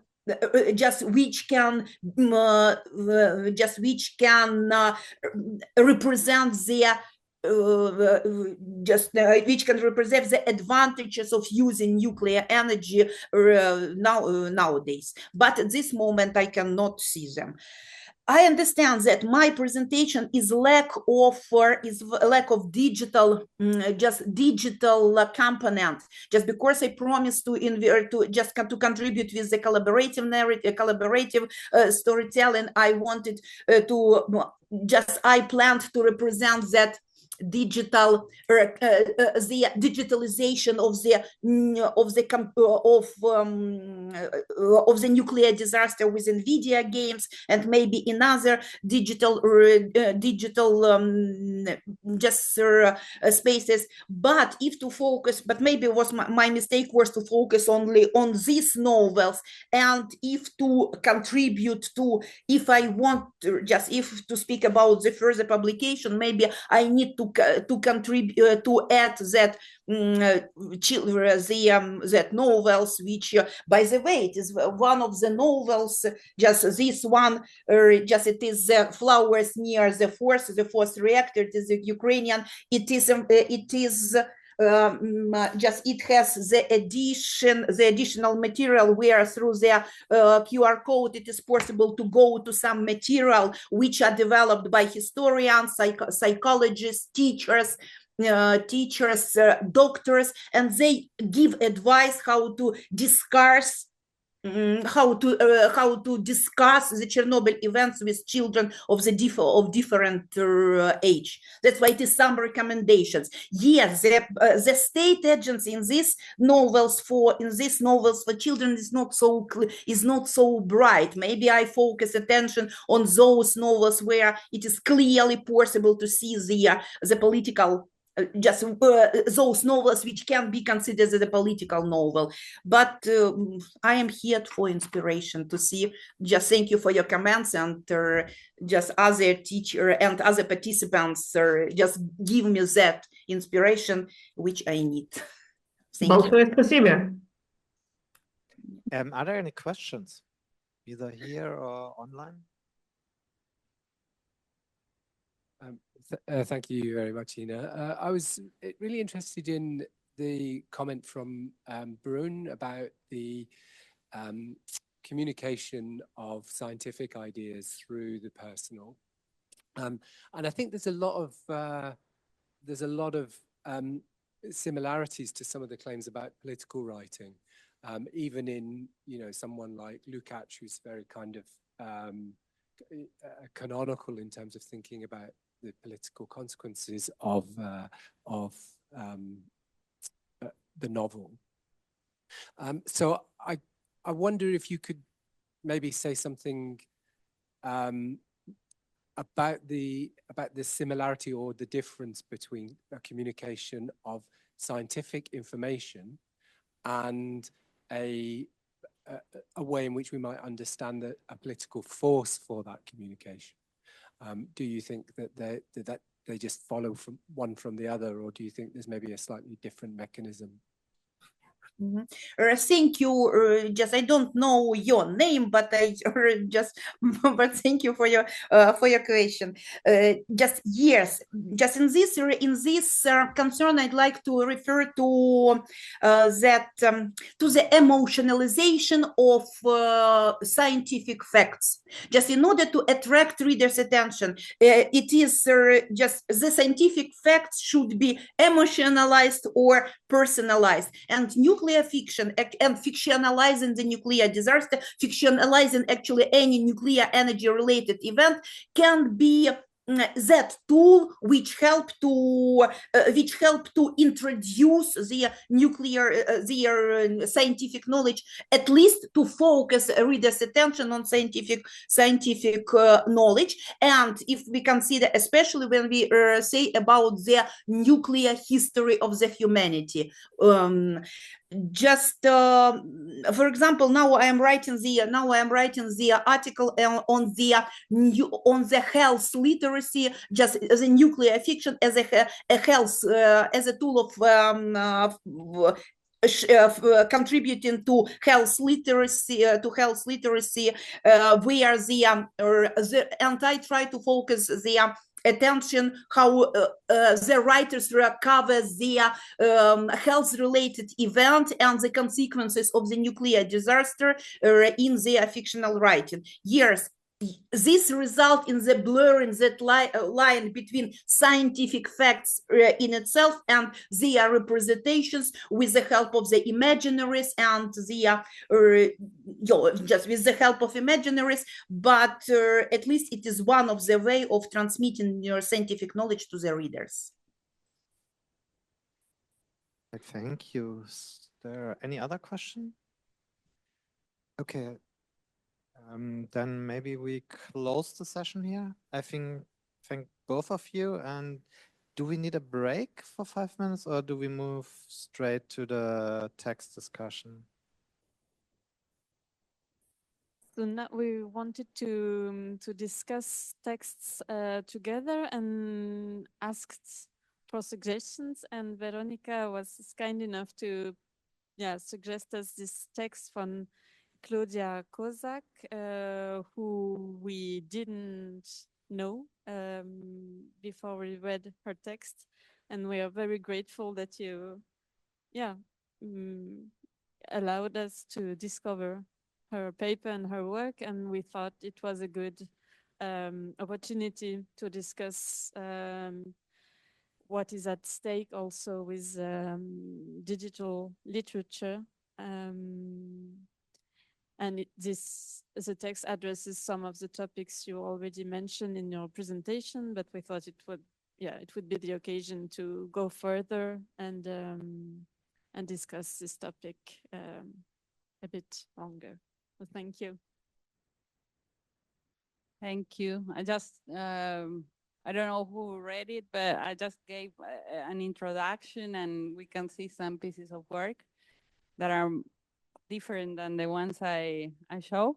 Claudia Kozak is also from Argentina, but she's really very well known as a Latin American who is part of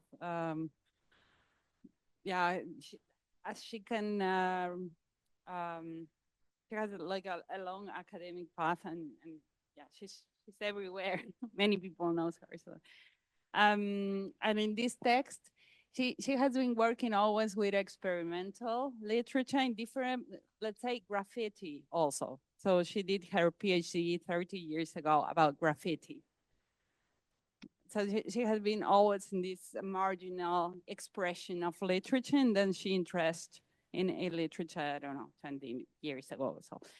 And in this, I wanted to suggest something that was Latin American, but not many of us write in English, not even me much.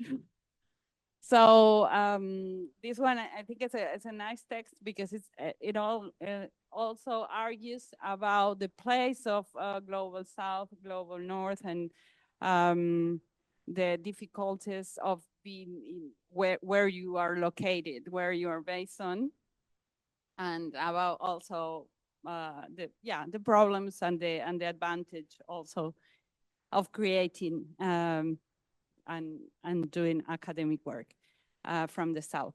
And here she's arguing, she's doing a work about how digital literature, or she said electronic literature, which is a bigger concept, like an umbrella concept, I think, from digital, but which is the relation with digital humanities, and also how this digital humanities had an approach, and she proposed a decolonial illiterature digital humanities. So it's about the relation between electronic literature and digital humanities, plus this approach or this framework he proposed, which is decolonial in the sense that she will take care about the relation with the location from where you are creating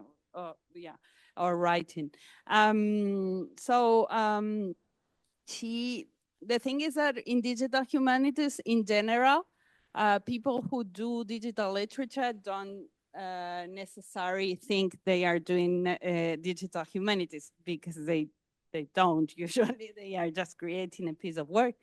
But it's true that when we start thinking about the frameworks where we need to address digital literature, then it's good for us, it concerns us to ask which is the place of digital humanities.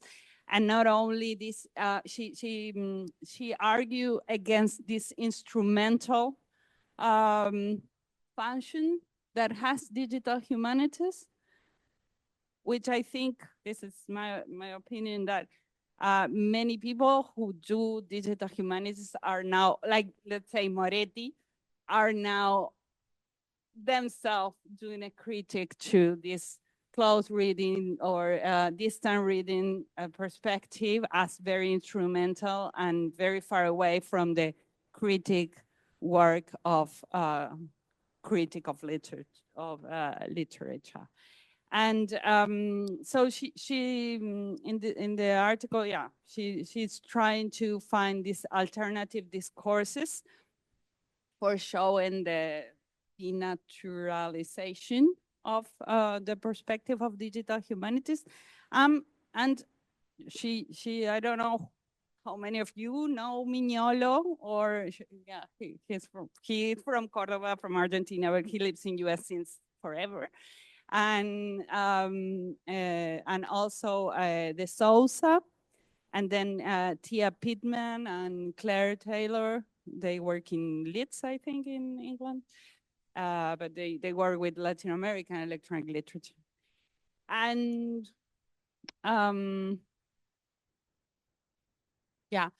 one of the things that I think is a nice something that is good to quote is when she said that we need to think in other languages than English to create literature, because this is also a question about the process of consecration. Without English, it's hard to be consecrated in a file like the one of digital literature. The other thing is, the necessity of writing and publishing in non-native languages, like she is doing here, is so hard, because it's also hard to get bibliography. Believe it or not, we don't have libraries, so we buy the books.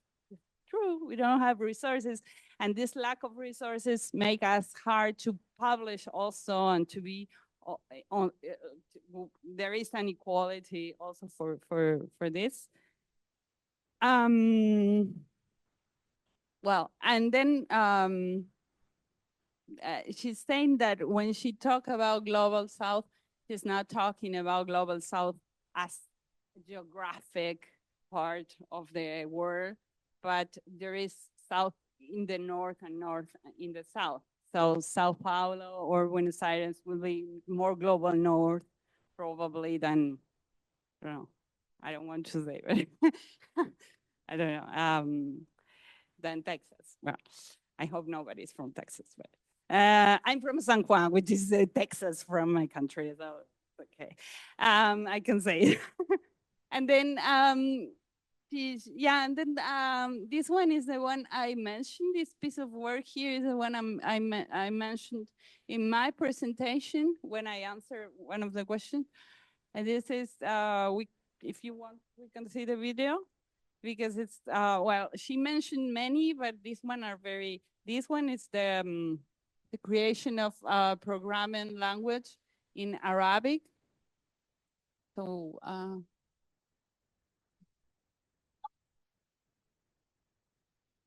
moment, I don't.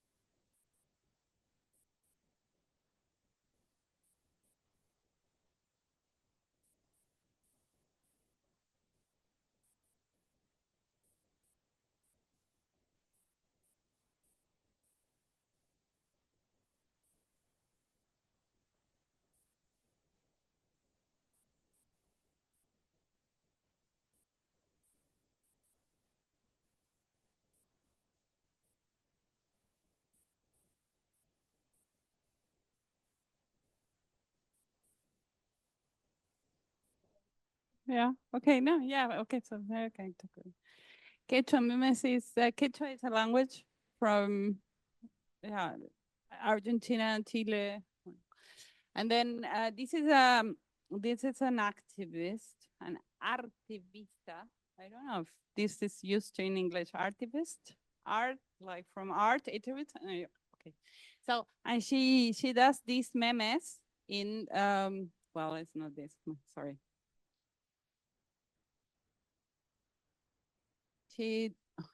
¿Por qué no puedo seguir? Oh, because I'm not unmailed and, okay.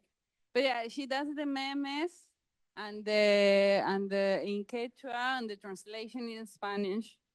And then what she, yeah, and the discussion is huge because it's also the question if this is digital literature, which she doesn't consider. I agree. But the thing is that this is in anthologies and all this because this woman really wants Quechua to be known. So it's a way to promote the language and it's a very strange language. It's not easy for I don't have any idea, for instance. And I know people who can, but because they study specially. So she mentioned this one.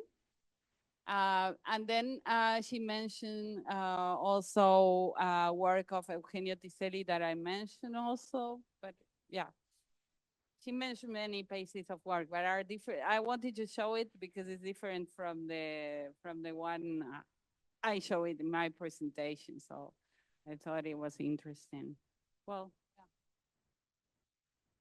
yeah. Mm-hmm.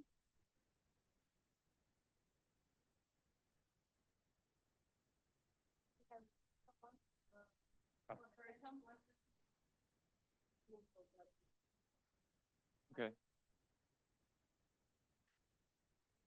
Yeah, thank you very much for the text and the introduction. I think it's a very interesting text, and I want to, you just said there's a lot of discussion about if Quechua memes is literature or not. And we're talking about the political novel, and you will have discussed this in your project, I think, many times, but the novel also is a kind of hegemonial form. And when you presented your contribution before, also said it was hard to find something that is a novel. And then we in the past we talked about like how Leandro Flores talks about third generation e-literature and how it is more democratic than those other forms, because third generation would be like social media literature and all the forms that are more easily accessible, I think, for a lot of people, more easy to create for a lot of people than forms where you have to know how to code. So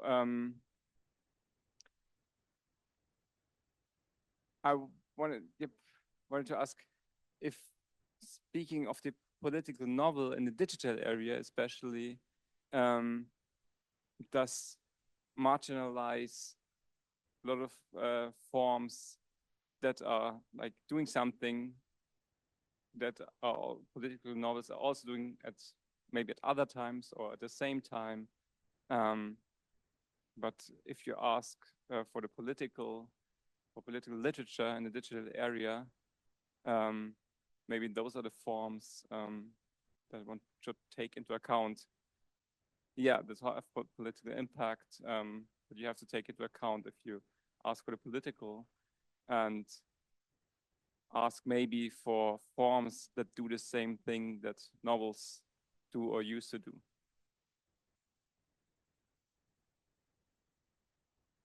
It's interesting because Quechua memes, and she mentioned here that this is part of this Litelat anthology.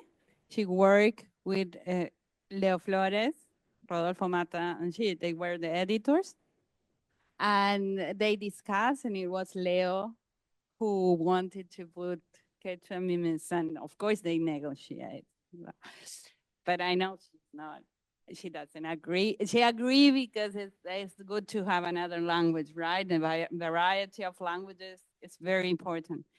But yeah, that was the argument of Leo, the political impact in education that this can have, because if this work get to Mimes, it was really, it has an impact in the sense that it's been, everybody knows it in the, and also to teach, to do mimes, or which is the literary value of mimes.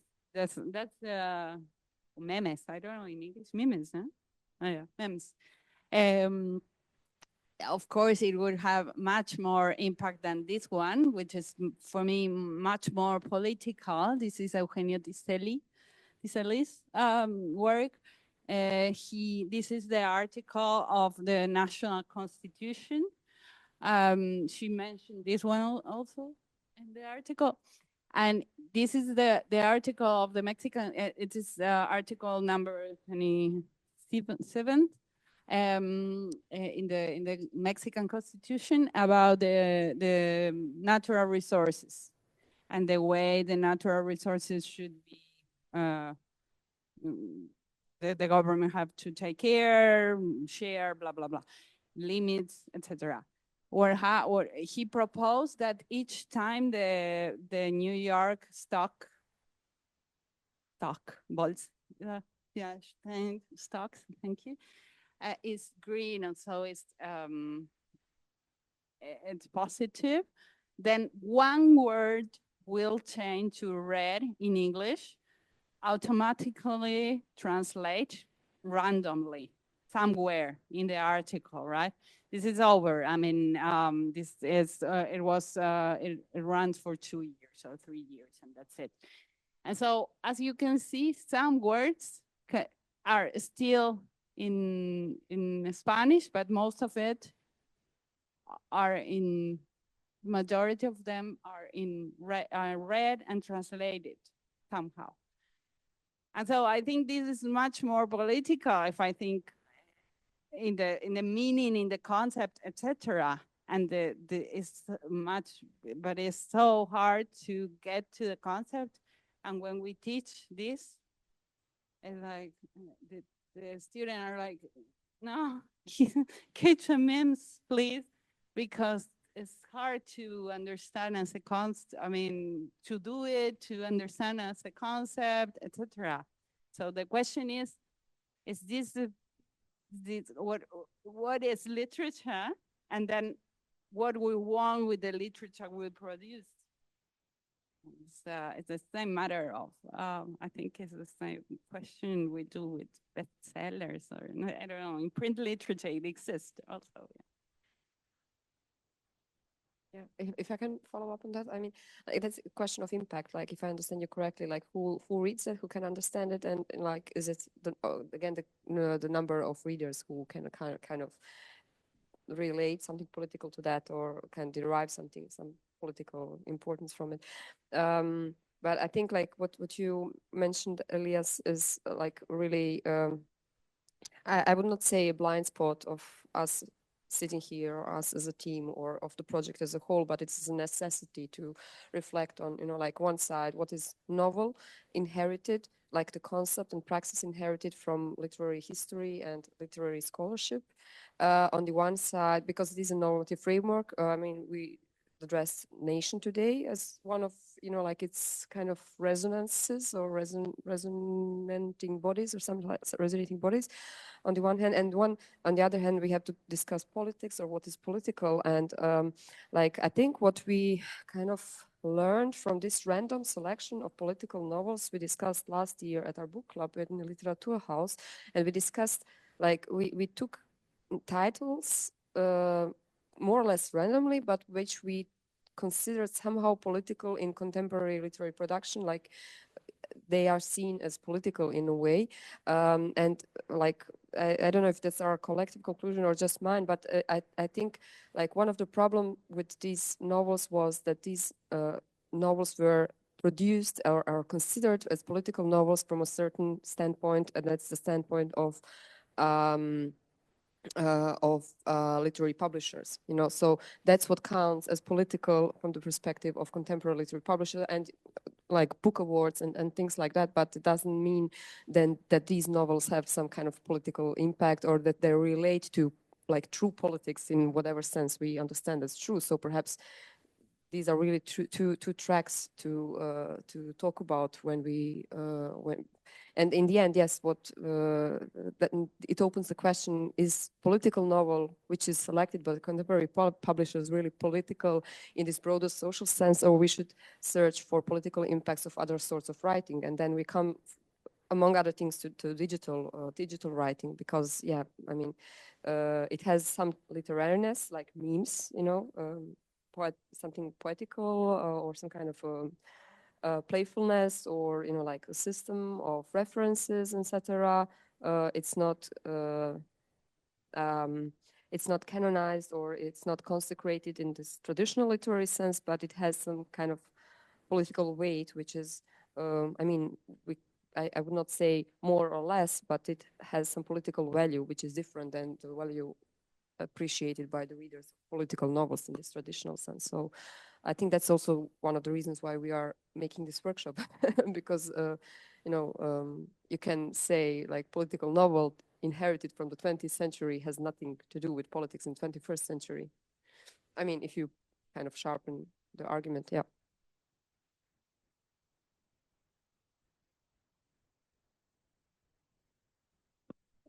I don't know.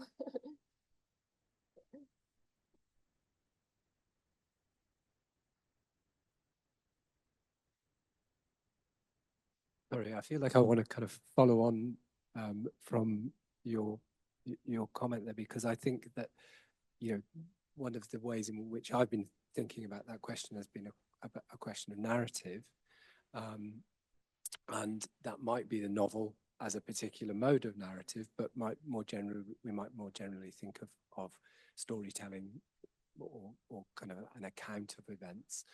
And it seems to me that something like so I'm going to get the name wrong, but memes, utilizing Facebook, which is also sort of claiming to give us a form of narration, although a very individuated one, may open up a space where you might think about that as a text which is doing narrative work. And I think for 27, it's harder to see that. Sorry, I don't know what Spanish is for 27. But there is a narrative there about extraction. There is a narrative there about geopolitics, which you maybe need to excavate, if that's not too loaded a term, in the context of the text itself. So, you know, I have to do work as a reader to uncover a narrative, but I think that is getting that's I'm not just reading onto a text a narrative. The text is offering me a story about financialization, about global inequality, about resources. So I think we could see something novelistic in a blank text like that, even if it's not doing what we think the novel might have done 50, 100 years ago. Yeah, and when we use Facebook or Twitter or any social media, we are using the frames. No, I mean, you only can put a picture, a text here. You don't have many ways to change what is already given. So that's also a political choice in the sense that, okay, it can have more impact, but where is the artistic word there? Where is the artistic concept or the narrative, as you said, like, which is the narrative of having a picture, which in this case is a meme, a kid memes, with a text and the memes itself, and that's it. And then I can put a picture of myself, of my cat, and a text, and then another one is married. And it's the same with Instagram or whatever. It's the frame is already given. It's not the frame. What is plantilla? Okay. But I mean, you know what I mean. The social media had also something already given that in this case it's all they have to create and multiply, which as I said, I think that's the value of the literary values, to multiply and to do something else, which the languages of the machine, which is what also I think could change the frame.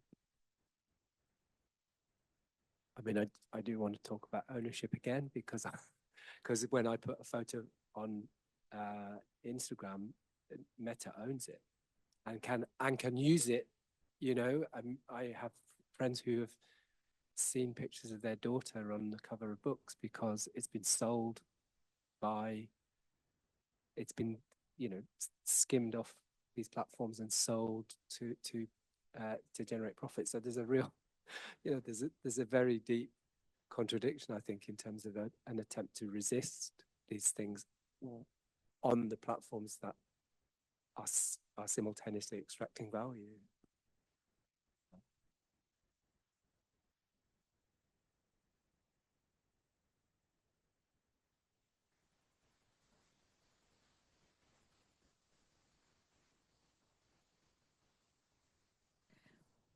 No, go on.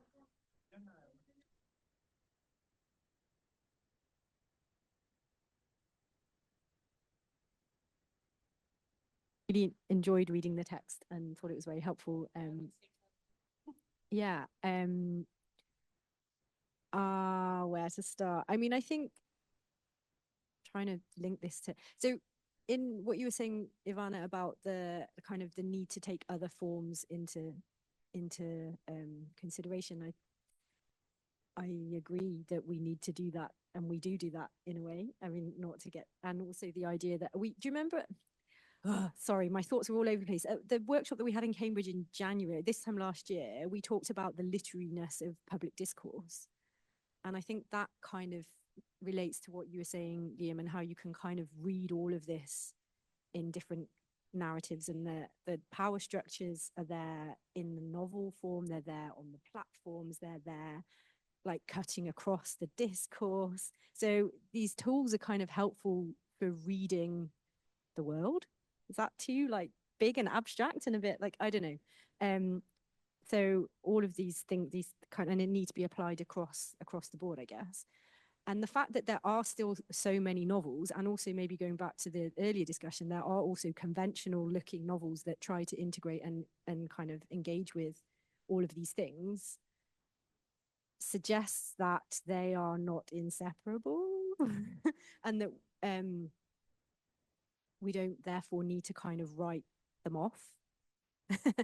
But then again, I mean, I don't know, I'm just really just thinking out loud, and I think this was kind of what I was getting at in some of the comments earlier on Anna-Lena's paper, and those kind of the novels that I'm also looking at, or I'm looking at the writers who use social media and use all sorts of other forms, whether it's novel or poetry or, you know, I don't know, anything really, to present themselves as writers as well and as political actors. So they're all kind of intertwined and interlinked. And so it's important that we're kind of looking at the digital literary form, but also engagement with the digital in literature.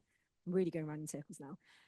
But to go back to, yeah, I don't know, is it possible for those novels of the kind that Anna-Lena was looking at, and or the writers using those digital platforms that are owned by the tech bros, to engage in some kind of anti-hegemonial practice? Or are they not doing that? Are they just complicit in it? And then maybe this will link it a bit to the text. There was one part, there were lots of parts, but one part where she says,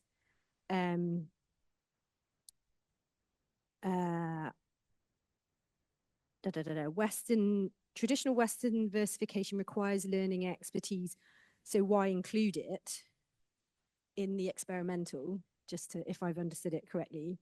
I do not have a conclusive answer. This is on page, do you need a page reference? Are there page references? I don't know if there are. Oh yeah, page 13, I think. So there's a bit where she's talking about the example that uses Dada. Sorry. And then she says, don't really have a conclusive answer. Maybe mixing everything is a way of leveling out all sorts of hegemonies, maybe not. So it sounds like it's a kind of like a kind of a constant tension and dilemma about how all of those things are mixed. And that made me think, again, going back to this, the work that we're looking at a lot in Cambridge on the idea of epistemic friction, and that comes through the kind of the combination of the hegemonial form and that disruption of that as well, I guess. So there might be some kind of use anyway, nevertheless, in engaging those hegemonial forms or those hegemonial platforms or whatever, however we're looking at it, in order to create friction between the dominant and the subjugated. Does that make sense?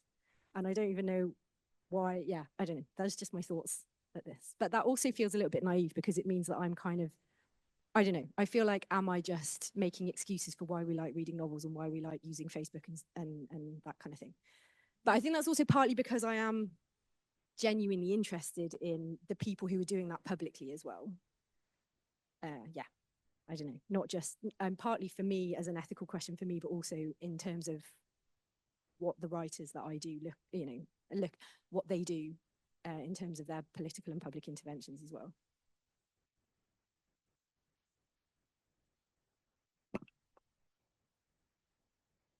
I mean, I like that part of the text too, because I mean, like politics is never, there's no pure politics. If you're pure, you will never do politics, you know. And that question has been with political action from the beginning, you know, like already like a mass novel from the 30s was kind of a compromise with bourgeois tradition to reach more people. So, and of course, it was not the main kind of carrier of Volksfront and Popular Front politics or something like that, but it was kind of attuned to it or accompanying it. So I liked about the text that it does not romanticize neither pure politics nor South, nor, you know, like, and it is quite inconclusive, as you just said, Tara, about effects or achievements done by these forms of, or like these literary forms and creative forms that contain that friction within them between, you know, like northern, like speaking on the formal level between northern forms of expression and southern content, or also places of publication which are hegemonically owned, but they kind of still present a channel to achieve, you know, like to reach audiences. So I mean, that's just my comment. Like I like that thing about the text, that it in the end perhaps leaves the answer to like also open to different interpretations. And I think it's also does not generalize on that point, but it's really depending from perhaps from one cultural product to another, and also from time to time, because Facebook is not today what it has been half a year ago, you know. So these levels of compromise also change or shift from, you know, time to time.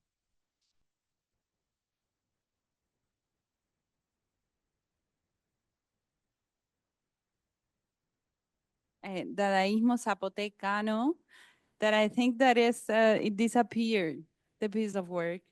So that also means a lot, because it was, I remember that when they were doing this Literat, in this Antología Literat, they wanted, I'm part of the second editor board from a new volume, and we are also like, and we need Caribe, we need, and yeah, trying to collect many pieces of work, and this one was one of the one that appeared suddenly. I know because I know her and I know the people, but and then it disappeared, and it says a lot also about what literature means in terms of stability in these cases. So it's interesting that it was an example. She was not sure, because this one is, I don't know why, but I think that this piece of work was very linear even if it is with symbols and stuff, it's like a poem with